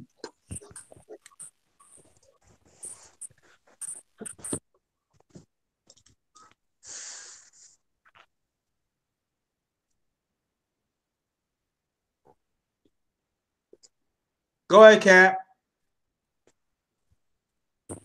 I think, just to keep it real short, I think the reason why the school are like the way they are towards the black ones because they want us to stay asleep. That's basically all I can say. You know, so I'll let the other brothers go and answer. Okay. Loso, brother. You know what? I have to agree with the brother. They want us to stay asleep. But not only that, you see, it's like my son. I'll give you a story about my son. My son went to school and they were telling him the story about Christopher Columbus. And my son had his hand raised up for like 10 minutes. And finally, the teacher told him, okay, say what you got to say, young man. My son told the teacher, you're lying to the class and you're lying to me. Christopher Columbus did not discover America. Before Christopher Columbus, the Vikings were here, etc., etc. You know what they did to my son, JT? They expelled my son from school. They expelled him. So that's one thing. The history that is supposed to be well known within the schools to really teach, they're not going to teach you that because they want the mind of the black brother and sister and the Latin brother and sister to stay asleep. They want us to be dumb accordingly to what they want us to know because they're telling us that this is what facts and truth is. But when you come to find out the history and all that our ancestors been through when it comes to the school board system, 95 to 97% is orchestrated and is fiction. They just painted you a history for you to believe that their history is the chemistry that we're supposed to know and respect. But in reality, our kids are being brainwashed and our kids are being subliminally, intentionally given false information and false lessons and false history facts of how everything should be conducted in school. So I believe a lot of the schools that we have today, they live by the lies and fictions of what we have been taught for hundreds of years. But it has to be up to us to make sure that our kids understand the perspectives from school and the perspectives of our real history. So we got to be the main leaders and we got to be the main supporters when it comes to that. I'll leave it at that. Okay, before I kick Mike Big Boss, hold on. Let me read this Mo Valley Bo. They really don't hide it from us through family, those who seek shall find understanding in it. That is so true. Captain Levi, 6KD, Loso preach my brother, the schools hate. When black kids know their history and don't stand up for their racist flag. So I'm going to read two more, and then I'm going to continue. Mo Balivo says, our battles to tell the outcome of our battles, then either you lose or to be victorious. Let's go, brothers. Thanks for your constant support, Mo Balivo. I'm trying to get you on. I'm working on it. Mike nephew, Mike Biggs Boxing. Same question, please. All right, well, yeah, you know, Los and Cap, man, they hit the nail on the head with that one, man. They want us to stay asleep. You know what I'm saying? So in order for us to wake up, man, we cannot let these, you know, people of high power label our kids with, you know, ADD and ADHD and all that, all these little ailments they try to label us with, so we can have that, so they can have that on their records for the rest of their daggone lives. You know what I'm saying? We cannot allow that. You know, but we got to keep our foot on their necks when it comes to our kids, man, because especially, you know, the minority with, you know, African Americans and Latinos and, you know, maybe some of the, you know, Asians and stuff, and some of the white people too, Caucasians, you know what I'm saying? We cannot allow them to label us, because once we do that, then they got us, man. You know, quiet as kept, man, they setting us up for jail, and, you know, setting us up for jail anyway. You know what I'm saying? you know, I'm doing some research on the school system now, man, and I'm gonna come up with something. I'm gonna put a video out about it, because, man, you know, certain situations are not, you know, certain situations, you know, teachers and principals and, you know, just the people of high power are not treating our children the way they need to be treated. You know what I'm saying? So we just gotta keep our foot on their necks, man. Gotta keep our foot on their necks, man. That's all I got. Okay. Same questions, you, Stacy.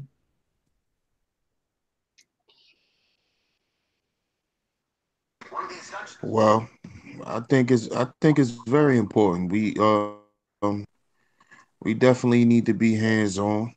You know, um, a lot of us, you know, we talk about the school system and stuff like that, but you know, there's a lot of parents that's not even involved in what their children are learning.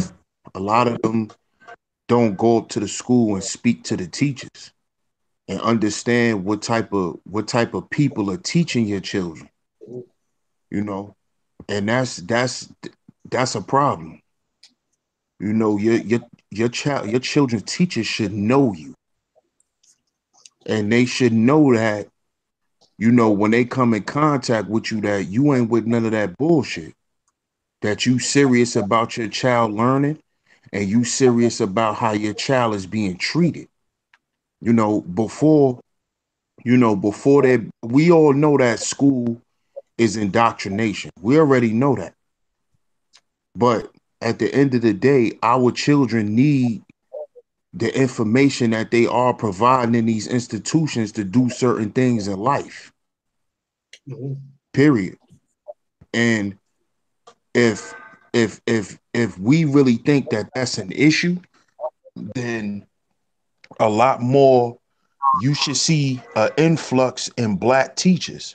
There's not a lot of black people who want to teach black kids. There's not a lot of black educators. This is why I respect Brother Rob so much, because he's in the school system. He's not just talking about what the school system is doing. He's there.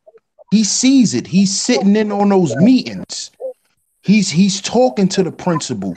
He's sitting with superintendents. He's looking at certain things. So he clearly, you know, he not just talking, but he's hands-on. And that's what we need to start being as parents. We need to be hands-on with our children too. We need to go up to the school. We need to go to parent teacher night. Most of these parents don't even go to parent teacher night. They don't go and speak to their children, teachers no more. You know, your child could be acting up because the teacher treating them fucked up in class, but you don't know because you never met his teacher.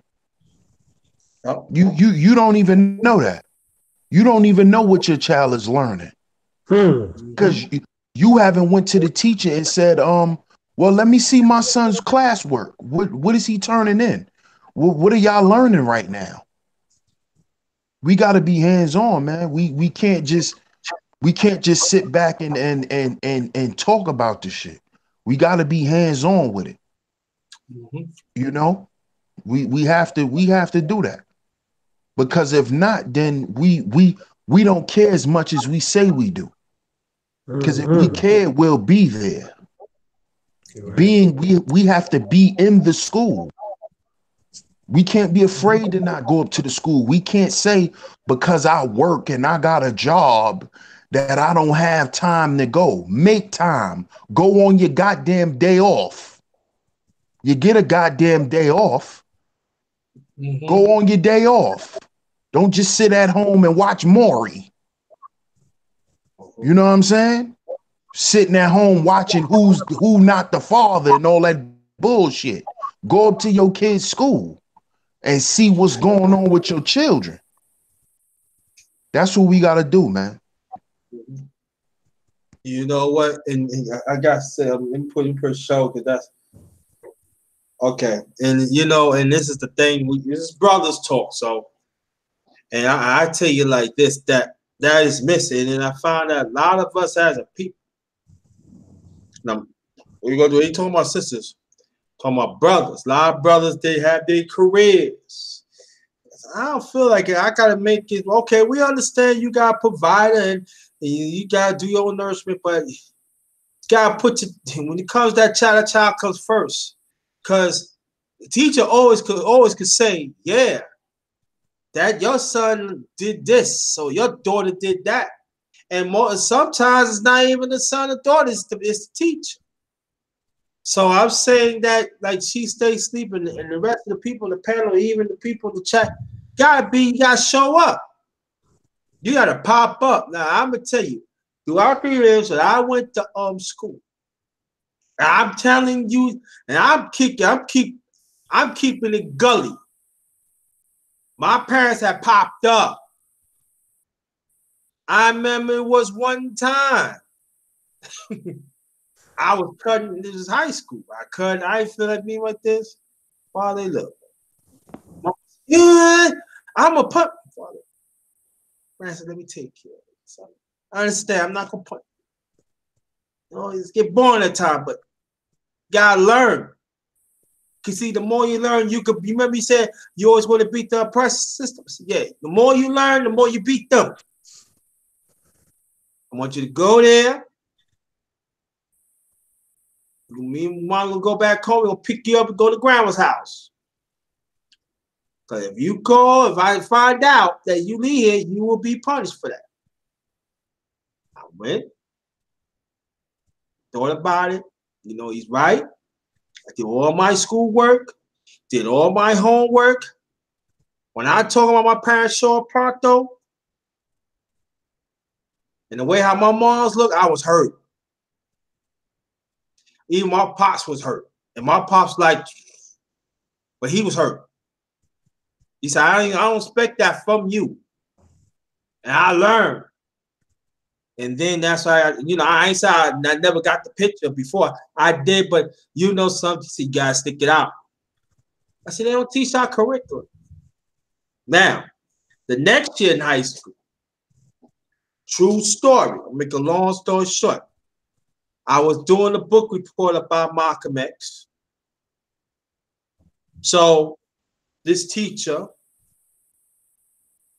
she was a Jew. She said, why don't you do a book report about Margaret Sanger? I said, why am I going to do a book report on Margaret Sanger that killed us other people?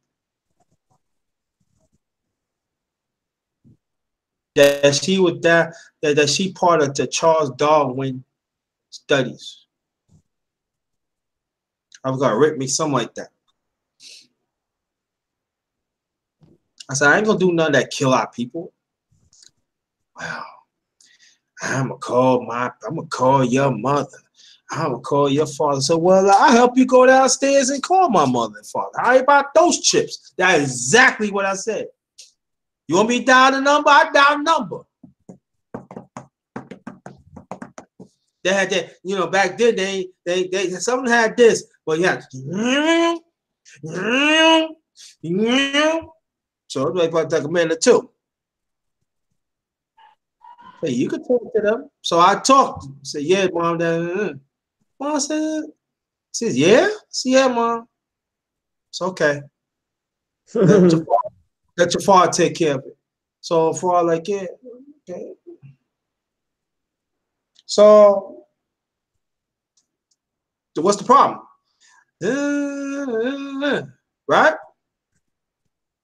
Well, that's what my son said. Just telling the truth. Now, my father, what the hell, he only had a 5th grade ring left. But he knew about Margaret Sanger and Charles Darwin because they were pushing that when he was in the South. So he understand, all that, well, they kill a lot of people in the South.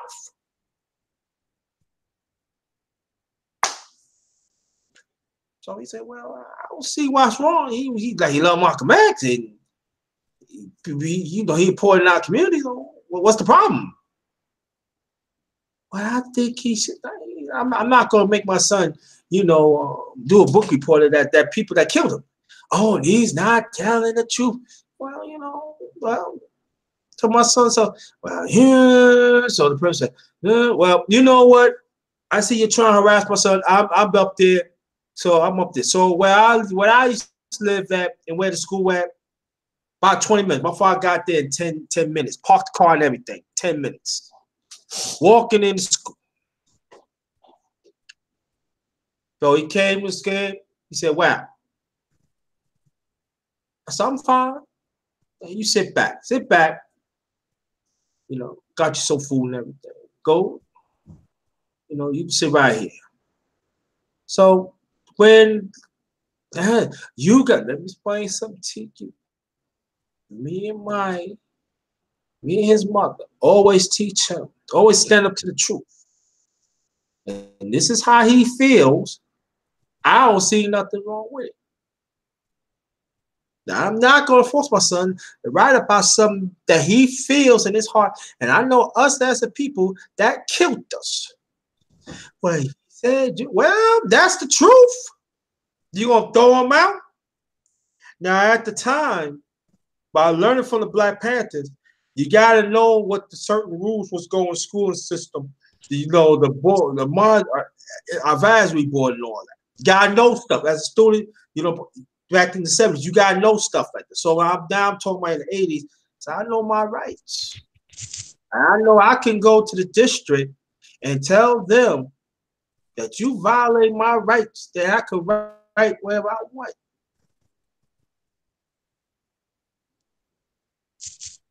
I'm going to write about Malcolm X. And my father said, yeah, that's how it is. So she said, well, you can go write Malcolm X and everything. So can I get extra credit? Say, what you want to write about? I write about Maya Angelou. Why I gotta be Maya Angelou? So that's my hero told. Why don't you write about Rosa Parks? Because everybody wrote about Rosa Parks. I don't want to write about Rosa Parks because I already know Rosa Parks. I want to write about Maya Angelou. And you know, he said, I finished Malcolm X, proofreading everything. He said, how long is it going to take to do Maya Angelou? I know now, I knocked Maya Angelou 30 minutes. And that's what I did. Before I left, eat your food, grade post papers. She gave me both A minus. Okay. I guess that's her way to get me back. Pass class, smile. Thank you. That's it. See, the point I'm trying to make, I asked the question because if my parents didn't show up, that fight would have been on me. I would not give in, but they would have been lying and such like that. So that's why it's so important that brothers, that we have to be, no matter if you parent, you're not a parent, but if you have a kid, if you have a son, or you have a daughter, you got to be in the fight, because sometimes this administration, and I'm talking about administration in this country, they will do whatever they can to make money off us. And sometimes our kids is not lying what's going on. So we got to be in the kids up. We got to know what's going on. We got to know the politics of it and everything. That is very important, family. Very important.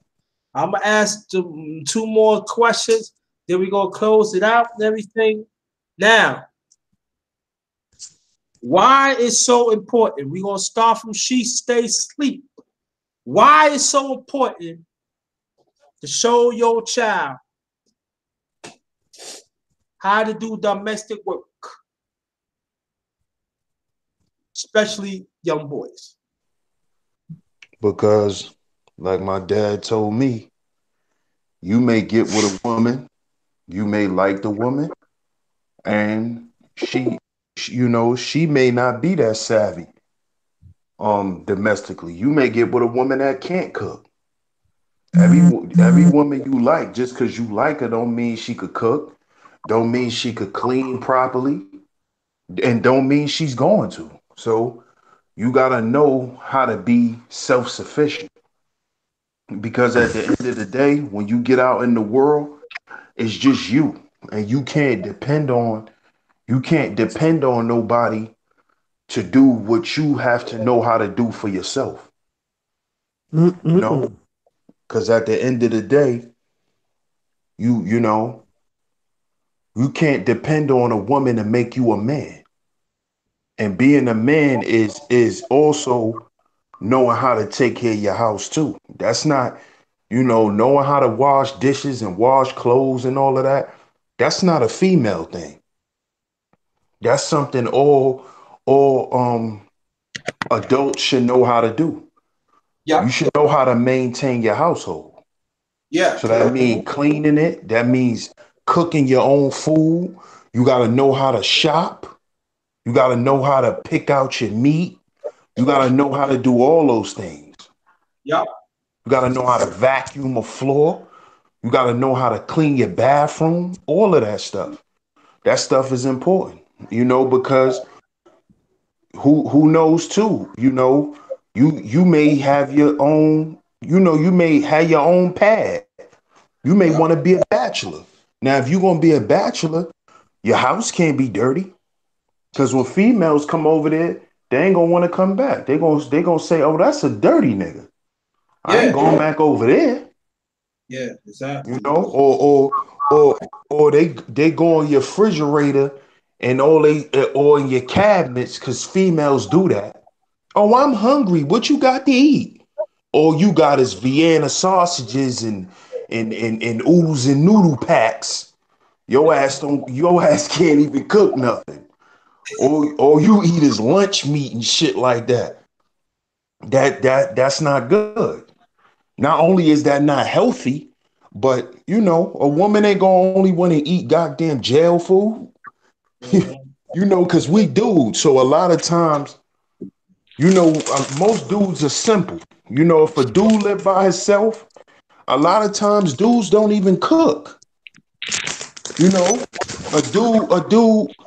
dude will live off eating goddamn, turkey and cheese every night. When he want to eat something good, he go to his mother house. Or he go to a restaurant and buy it. But nah, we got, as men, we got to know how to do those things. That's very, very important. That's part of being a man too. You got to be, because you have to be able to show that you are totally self-sufficient. You have to even show a woman that if she wasn't here, or if I wasn't with you, I would still be the man that I am. You don't make me the man that I am. I'm the man that I am already. That's why you're with me. And if I wasn't with you, I'ma still be that man, regardless. I don't need you to wash my drawers. I can wash my own drawers. Yeah, man. See what I'm saying? I don't need you to make Sunday dinner. I can cook me a Sunday dinner too if your ass decide to leave, or if I leave. That's right. Look at that. That's what I do. You know what I'm set saying? it up. I wash my own drawers. Right. That's what you exactly. And see, a lot of women, they get threatened by that when they see a man is totally self-sufficient, because they used to men depending on them for certain shit. And you can't be like that. And that's why I tell my oldest son now, don't worry about no women. I know you in puberty stage and you starting to look at asses and all that type of stuff, but don't worry about that. Worry about building yourself up. Build you up first. Don't be sitting around worrying about sex and all that type of shit. All that shit do is bring bills and children. If you ain't ready to raise no children, don't be worrying about having no sex. You ain't ready to pay bills yet? Don't worry about sex. Build yourself up as a man. Right. Learn how to do certain things for yourself first. Learn how to live on your own first. Learn how to be out in the world and take care of you first. That's more important. And all men need to, we all need to know how to do that. Yeah. And you know what? We're gonna talk. I was gonna ask a question behind that. The things that you told us she stays asleep. Why a woman is threatening that? That's the last question. I'm gonna break it down like that. Same thing, Loso. Yeah, you see, I was born around women So what I used to do is I used to watch my mother cook, not say anything. I used to watch my grandmother, my great-grandmother, and my aunties cook. That's how I learned how to cook, by watching, investigating. I older, you know what I'm saying? I try to cook up, you know what I'm saying, some eggs, I burn the kitchen.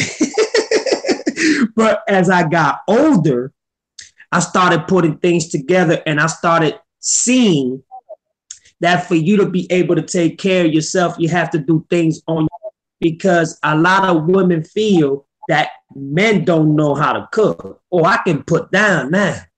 A lot of women feel that men can't clean up his own drawers and do laundry and do the dishes and clean the house. I do all of that and better than most women can. So I gotta agree with my brother, man. I mean, you have to become your own reliable man when it comes to them type of, resources, and when it comes to that type of, you know what I'm saying, time. You just can't allow the woman that you with to do everything for you, even though a lot of women, they expect that, from men. Well, yeah, I'm finna do the dishes, I'm gonna do the laundry, I'm gonna go ahead and vacuum, I'm gonna go ahead and do the bathroom, I'm gonna go ahead and do the toilets and mop and sweep and everything. A man can do that just as much as you can, and even better than you. And a lot of women feel out there, oh, you square, you so square, look at your work. You know what? I do woman work and I do it better than you. Just like I could go out there and do landscaping, I can do maintenance, I could do sprinkles, I could do anything that I put my mind into. So a lot of people, they look at that as saying, ugh, I don't know how you can do all this, so that's a woman's job. No, buddy, that's your job. Because let's say you get a girl and she can't cook a pork chop or chicken or a chicken noodle soup. What are you gonna do? You're gonna waste your money on restaurants, fast food restaurants, McDonald's, Burger King, Wendy's all the time? You got money like that to flog? And just like my brother said, if you're going to become a father and you're going to be popping babies, you got to make sure you got the right resources for you to take care of it. Because let's just say if this woman is lazy, then that's double the work for you. So if you're not a man that's prepared to cook, clean, do your own drawers and do your own activities as a man like you were taught, then you know what? You ain't no good. You ain't no good at all. That's my final quote on that. Okay. Now, well, I'm gonna say one thing, and we're gonna elaborate what you say. She stay sleeping lotion. I always like this. My mom's and especially like on both sides, my late father and my mother's side of women, they always express that you gotta learn how to cook, you gotta learn how to put up curtains, you gotta learn how to do certain things. But also, they told me this. She said, I'm going to tell you right now because you know the world is changing. Sometimes you get sick.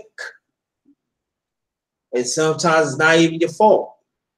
You're going to need that woman to pick up the pieces. It doesn't make no sense. It make no sense to deal with a lazy woman. And my mother always say this. It is so, so true. If that woman is not willing to see you as an equal, she is not the one for you. Let me say it again.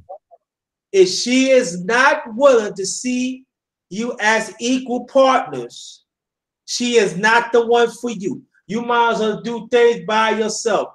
And my mother, her mother said raw. But it is so true because I'm sorry, I ain't dealing with no woman. Now listen, you could ball. I told a woman like this, and she say, "See, I want you to jump on this too." I'm just gonna say this, and then you can jump on it and lotion.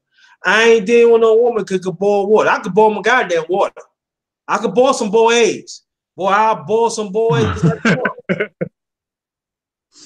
I don't need like that. I need to go. And then, but see, when you talk like that, oh, you will show us no. Because sometimes us men, we get sick. And sometimes we want to keep on but we need sick, you know, and she need to pick up the slack. And that's all I'm gonna say about that. But Stacey, I want you to continue about that the women being threatened. I want you to elaborate on that, and also Loso, please. Well, most women, you know, were socialized and taught, even by other women, that, you know, women are basically domestic. So their job is to only take care of the house. So their job is to clean, cook, you know, wash clothes and, you know, do things like that. You know, our women were socialized into thinking that. So when a woman get with a man or come across a man that can do that for themselves, sometimes a woman can feel worthless. Like, damn, what do I do? You know, he could cook his own food. Like, you know, what do I do? You know, they feel like they lose value. And it's no knock to no women. It's just that, you know, you want an all around man. You know, you don't just want a man that, you know, that could just go out in the world and do things, but he could also take care of home too. And not just financially. You know, he's just not Mr. Fix It, but he could cook you a meal. He could cook the kids a meal. You know, what happens when the woman is sick? Can the dude get up and make her some goddamn soup? Exactly. You know, what if your woman is pregnant? Can you cook for your wife every night when she's pregnant? Or y'all gonna always go to Outback Steakhouse? Or Texas Roadhouse. Right, because you can't cook shit. That's right. You don't know, you're not a goddamn shop.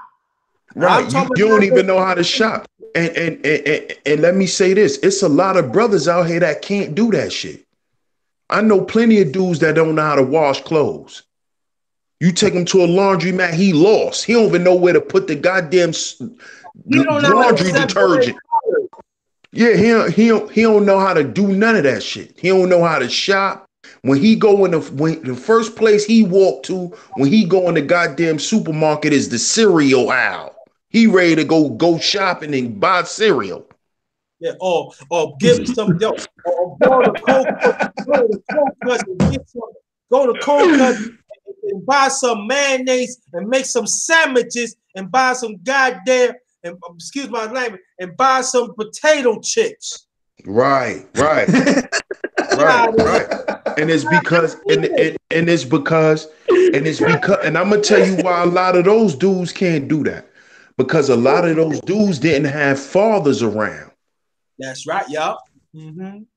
See, when you got a father around, he gonna teach you how to be an all-around man. And he gonna let you know, listen, son, you gotta know how to iron your own goddamn clothes. Yeah. Don't depend on a woman to iron your clothes. Exactly. Don't depend on a woman to cook your food. Don't depend on a woman to wash your clothes. See what I'm saying?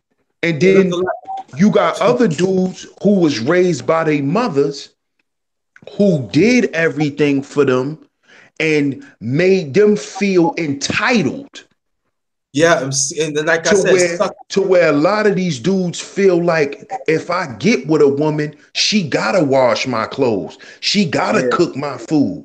So what happens is these men use their women as crutches and they start leaning on their women to do shit for them that they supposed to know how to do for themselves.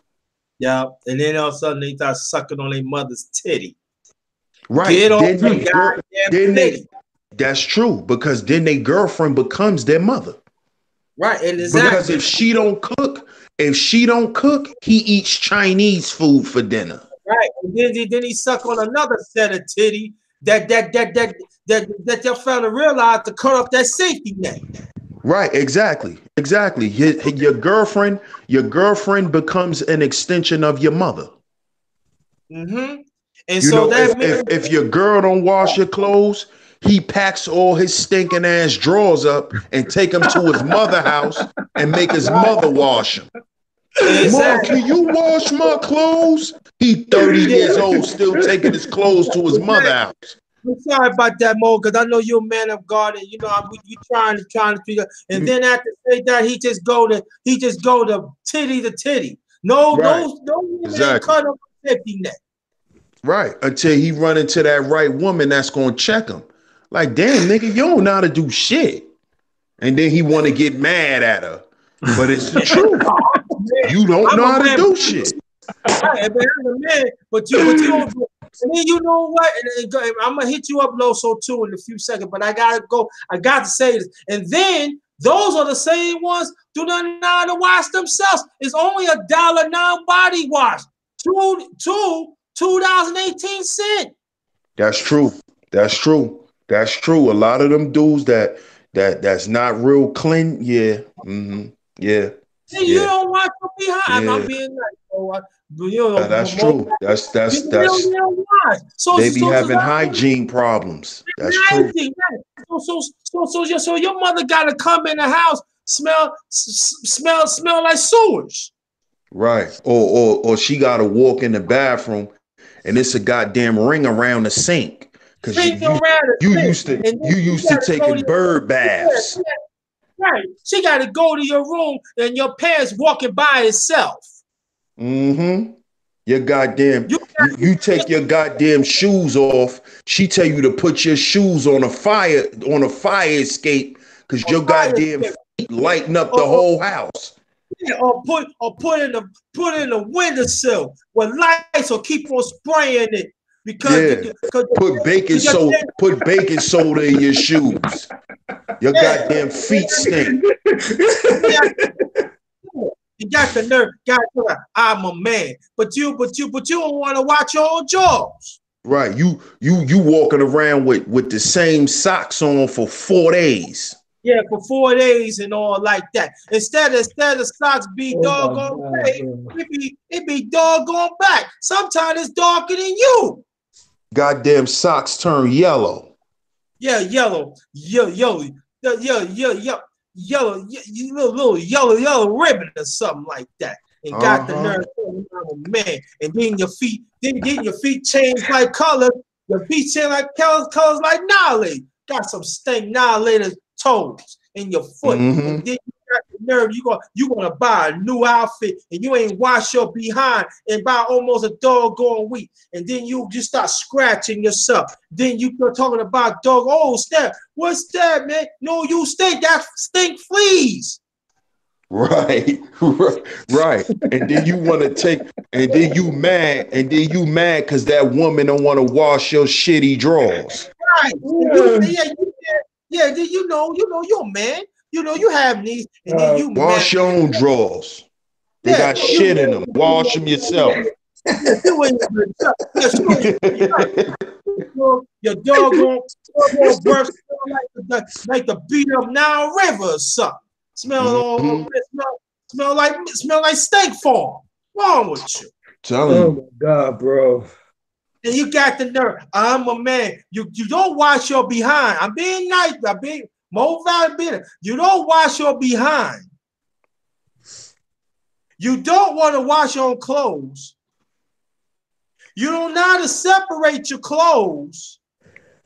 You don't even know how to separate of certain clothes need to be dry by itself. So you put everything in. Oh, it's wrinkled. Oh, it's wrinkled. So your shirt look like Babyface Finster. Because you don't know how to wrinkle.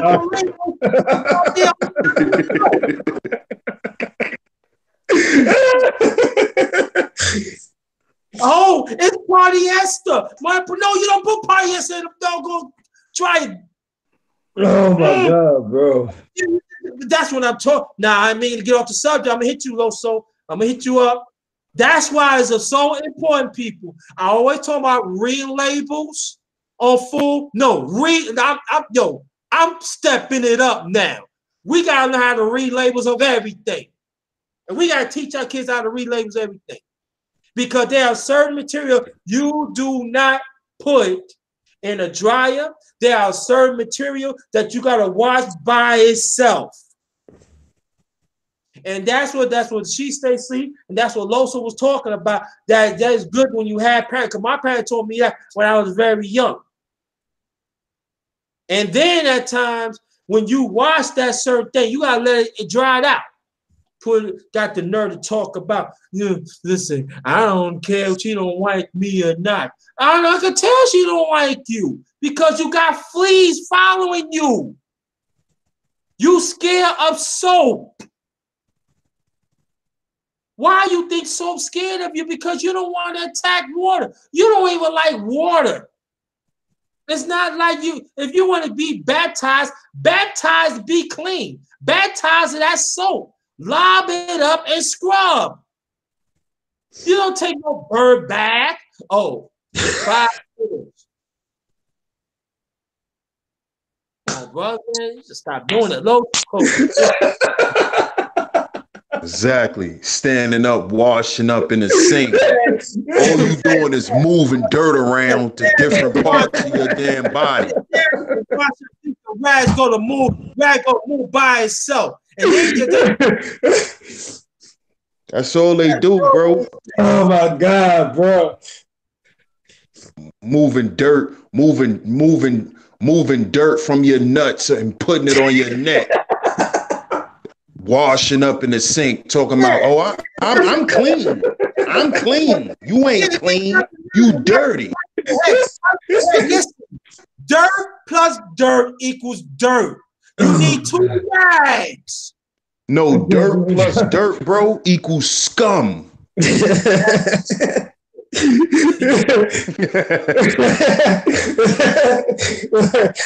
can't stop laughing. Go ahead, Loso. Go ahead. All right. You know what? I gotta agree with both of my brothers. Y'all both make great points. But you know what? You know what I come to find out? The men that are lazy, the men that don't like to do nothing, only do things when they go through certain accidents. And I'm gonna tell you what I mean by that.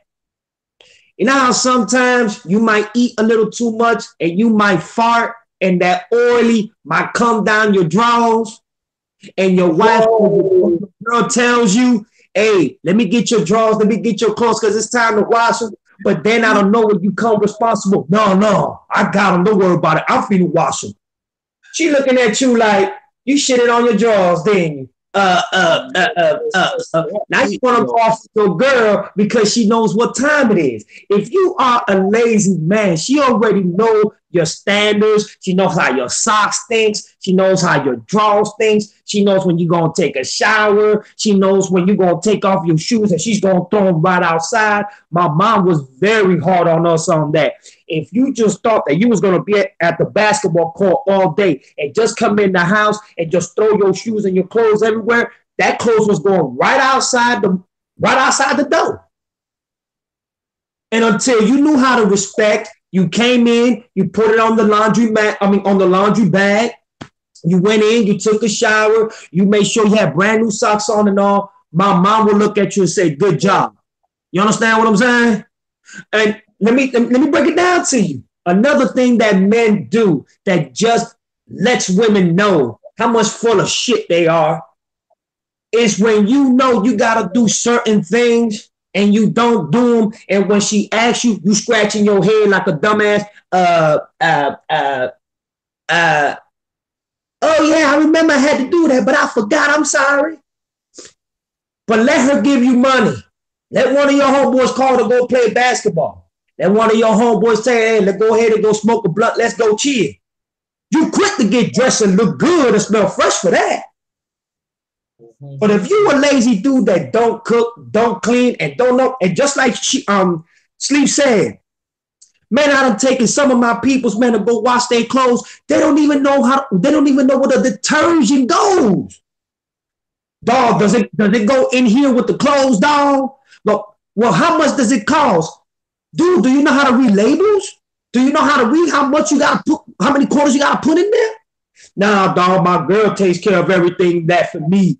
Everything that I do, my girl does it for me. So that means if you are by yourself, your house gonna be stinking like noodles and cheese and fungus feet.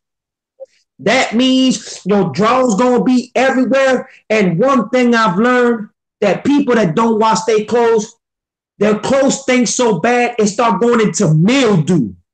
Have you ever smelled mildew clothes? That is the nastiest shit you ever want to smell. And they have it all over the house. You got guests coming over and they like, oh, I'm sorry for the mess. I'm so sorry. That's not the way I was taught. The way I was taught is clean your house, have your house smelling fresh. If you're going to have guests coming over, make sure you do exactly what you was taught. Clean the house, do the dishes. You feel me? If your girl is sick, wake your ass up. Make her a soup. Make her something to eat. If you know your girl ain't feeling too good or she pregnant, clean up the house. Take care of the kids. Why is somebody else to take care of your lazy ass? I understand, Loso, but I ain't clean up no stank woman. I swear to God. No, I'm not saying it. No. I didn't say no stank woman. I said if your girl is sick or she's pregnant, you know what I'm saying? It's only right for you to be like, all right, babe, I got you. You know what I'm saying? Because she's doing bad. For the moment. I understand that conversation, but we ain't gonna get in that conversation. We probably get in that.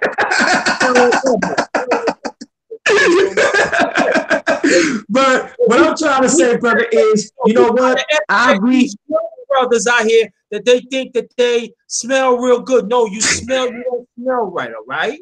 And then at the same time, you know, when they eat, they don't even use hand sanitizer. That goddamn goat. Kiss the goddamn goat. No, you need to brace the goddamn up. Okay? You gotta watch it on that. You know what I'm saying? But I mean, like, I just mean like what Sleeve said. You know what I'm saying? You don't have to wait for somebody to do something for you if you already been taught to do the things that you know that is your everyday basis activities. If you know how to wash clothes, wash your own drawers. If you know how to cook for yourself. If you know that you're the type of person that's clean, you don't like to be dirty, make sure you present yourself in that way.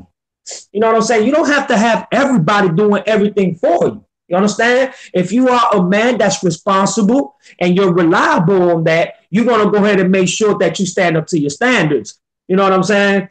Now, if you have a wife or if you have a girl, it's supposed to be 50-50. You feel what I'm saying? Because not all the time you're going to get that girl that knows how to cook and knows how to clean and she want to eat fettuccine with filet mignon every day or Chinese food. It ain't going to happen on my line. Yeah, that's true. You know, I want to say this. Candy Ramon, she said, yo, a man could do those things, it's attractive. That is true. You absolutely right, Candy. You absolutely right. But I'm going to tell you like this. A stink man and a stink woman ain't working. I don't know what it is. You might get a cleaning company to clean both of your stink butts. But anyway, I'm not saying. It's bad enough I got to see ring around the collar a doggone on a doggone in on top. I got to see around the collar on the floor too. I got like a railroad track traveling. No, traveling. I don't need that. That's too much work.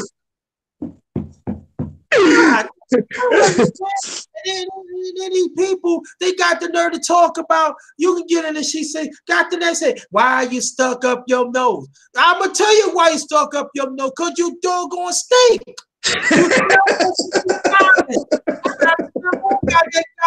You. Forget all that. Nah. These brothers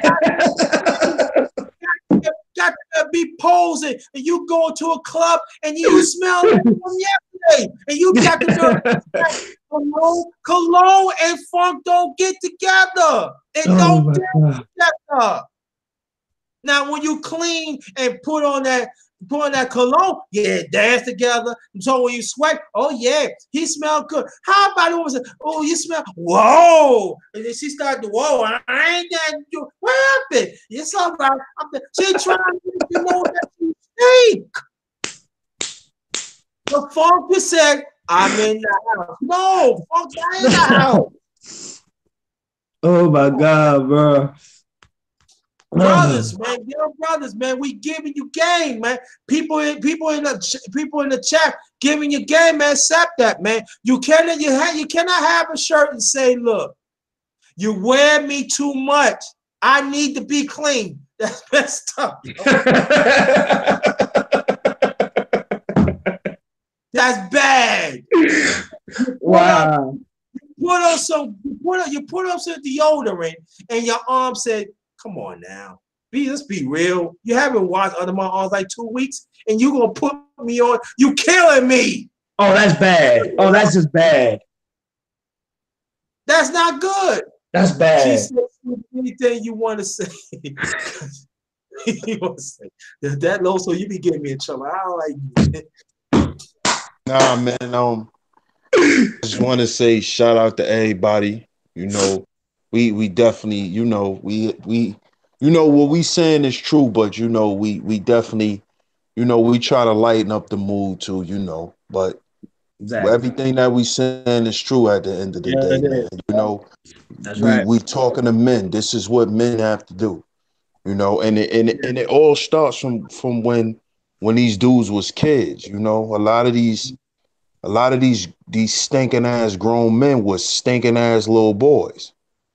You know, so we gotta do better. And you know, men gotta teach men how to do certain things, and sometimes a woman have to do it too.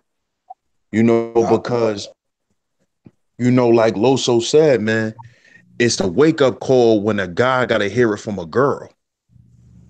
Like, nigga, you stink. You know what I'm saying? That'll make a dude really get on his game. If he got a girl and, you know, she telling him he ain't smelling too good, or, you know, his clothes smell like the bottom of the laundry pile. You know, that'll make a dude want to step his shit up. But you know, us as men, you know, we got to put that out there too, because we never know who's gonna listen to this. And a lot of these young dudes, man, they gotta consider that, man. Don't just consider your outfit, dog. You gotta be clean, man. You know, and that's part of, you know, like they say, cleanliness is next to godliness. You know, you gotta be clean, man, and you can't. You know, you can't deter from that. You can't put that on the back burner. You gotta be clean, man, and you can't be ashamed of that, because a woman, I know from my own experience dealing with multiple women, I've never had a woman say that I smell bad. Yep. You know, never, and that's you know, that's even after having sex. Yep. You know, you know what? I ain't smelling all musty and all crazy in the rooms. The room smelling all crazy. Nah. And you know what, fellas? That's body odor. That's not sex. That's body odor. Sex. And brothers, stop having Casper the Friendly Ghost. Casper the Friendly Ghost smell when you walk down there and never leaves you. You gotta cut that out, because you be smelling up the block when y'all be smelling like that. Yeah, that's true. That's true. That's true. Especially when it's hot. It's not cool. It's not cool, man. You travel with you. You bought some food and stuff, but then you don't want to eat the motherfucker friend because it stink. Oh, and then man. Shit make you nauseous. Uh-huh. Nauseous, man. I'm telling, nah, man. This guy smells so bad. I ain't gonna lie. I gave my food to somebody else. I ain't lying to you. And that's bad. Oh, I gave you know the what? food. You want this little kid? Do I? The mom said, "Do I know he don't? No, he had to give me nothing. I gave it to him. That's how stank this brother." And he got the nerve said, "Yo, I'm no. Put your arm down." And I don't know what's going on, man. And I lied. Like I said, I got to go. Why? Because you know he because you know there's like a abandoned park around the way. I said even the abandoned park smell better than him. That's not good. You talking about turn off, man. Brothers, man, wash your behind, man. Listen, a body wash only $1.09. $1.10, $1.11, you can't go wrong. $2, maybe $2.20. If you know you're gonna run out, buy 4 or 5 of them. Detergents. What I do, I run out of detergent. So I buy 2 big detergents. You know what? I want to say something real quick. Right. I know I probably sleep and probably yourself, JT, just like people on the chat. They probably know people or probably know, probably friends of other friends that stay musky for 4 or 5 days and then want to go out with brand new clothes. Yeah. And that's incredible to me, bro. I don't understand how can your musky smell is going to resist anybody from looking at you and saying, bro, what is wrong with you? And on top of that, you wearing brand new clothes too with that. Haven't y'all ever gone out with anybody like that before? Like, friends and family members, and somebody's been so musky with brand new clothes that you had to let them know what time it was with them? Oh, Candy said, what type of body wash y'all guys use? She stay sleep.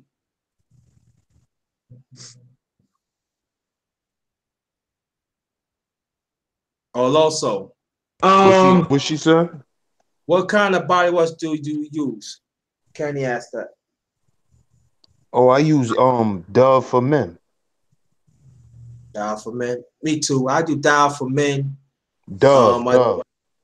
Dove for Men. I do Old Spice.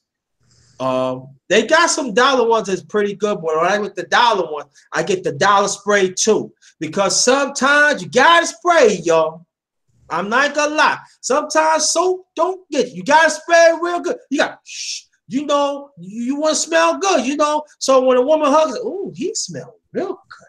I like that. And then she smells. Because see, when she go hold like this and she go back, something wrong with that. That means the funkifier is entering in. So you gotta spray, That's what I'm saying, bro. Y'all try to do the game now. I'm just saying.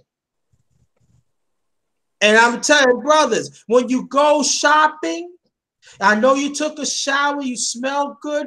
When you do shopping, even especially in the spring, especially in the summer, go back home and wash. All right, especially you go on a date, even you don't go on a date, go ahead. Like this morning, wash. And after I get out, wash. And make it so bad, brothers. When you take that, when you get in the tub, soak yourself, brothers. Don't do no bird bath. Soak. There's nothing wrong soaking.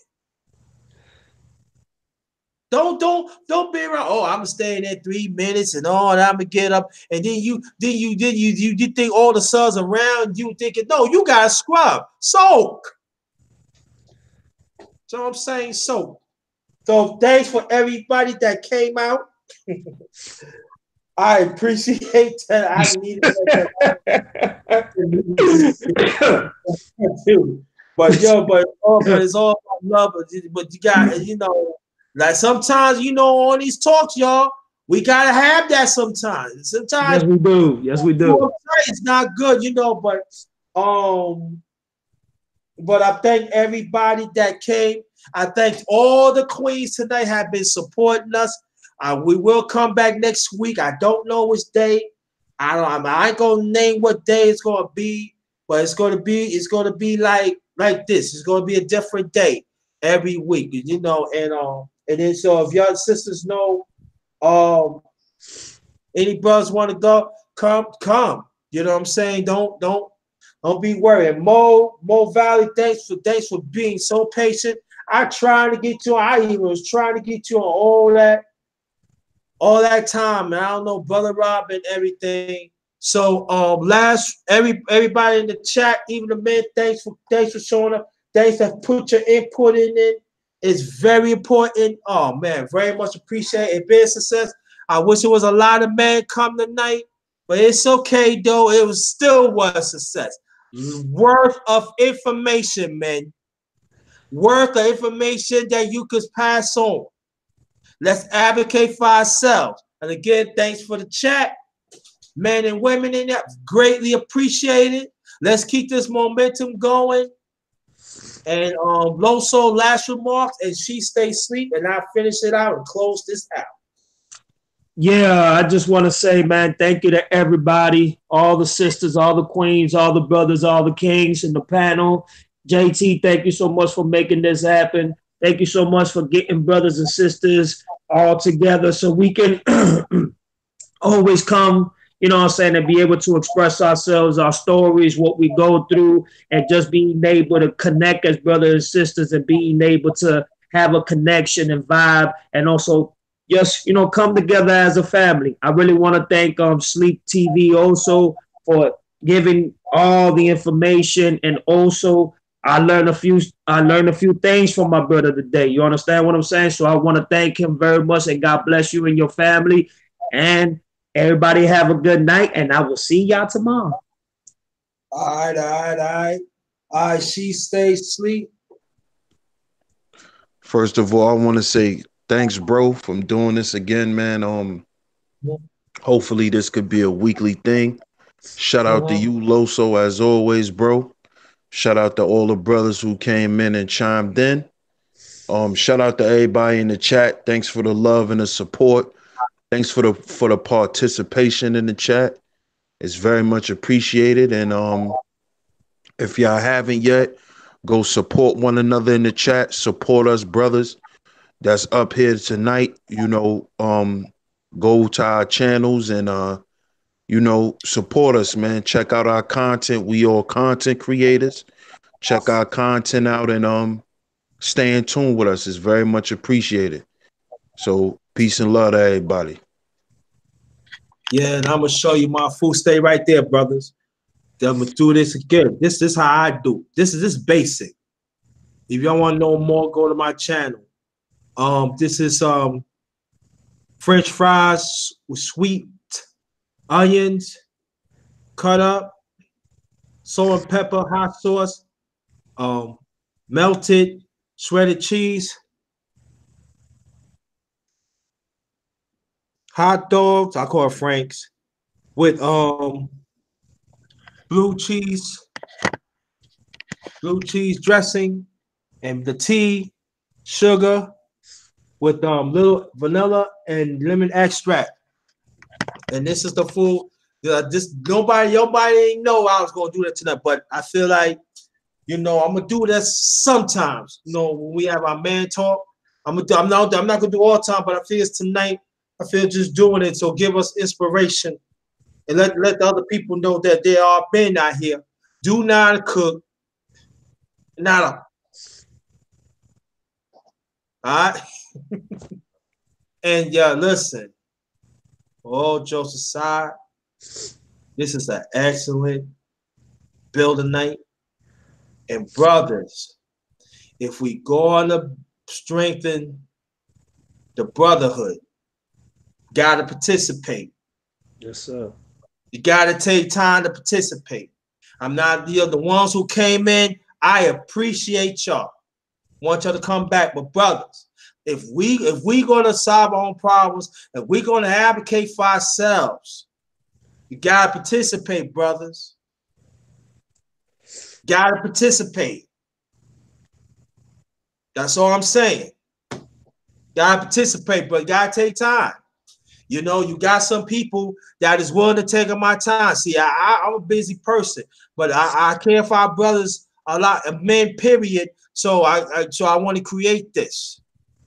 All I'm just asking, just show up. If you can't stay that long, I understand. On Friday or something, but you gotta show up. You gotta show up, y'all. It's unfair that brothers have to keep on coming on the panel and then they want to protect. Then the ones who come in the chat too. That's unfair for them. That's not right, brothers. You gotta show up. You gotta show up. That's the only way we're gonna strengthen the brotherhood. And that's when the women's actually see when we all together, when they see that we mean business, we gonna be more in alignment with the women too. Understand that too. It's unfair to the queens for them too. Support this and others. So, like I said, y'all, brothers, man, hygiene is a great thing. Hygiene means you being good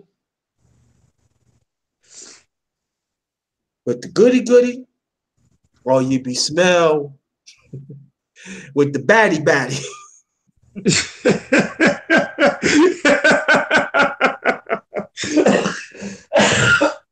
Oh my God. You don't want to be with the baddie. You want to be with goody, because goody is a big picture. Baddie, not a good picture. Be small picture. Then there's that time. Then after that, there's no picture. Remember that. But on that note, thanks for everything. I'm most likely I'll be doing. I'm trying to push 2 live streams tomorrow. It depends how I feel. But thanks again.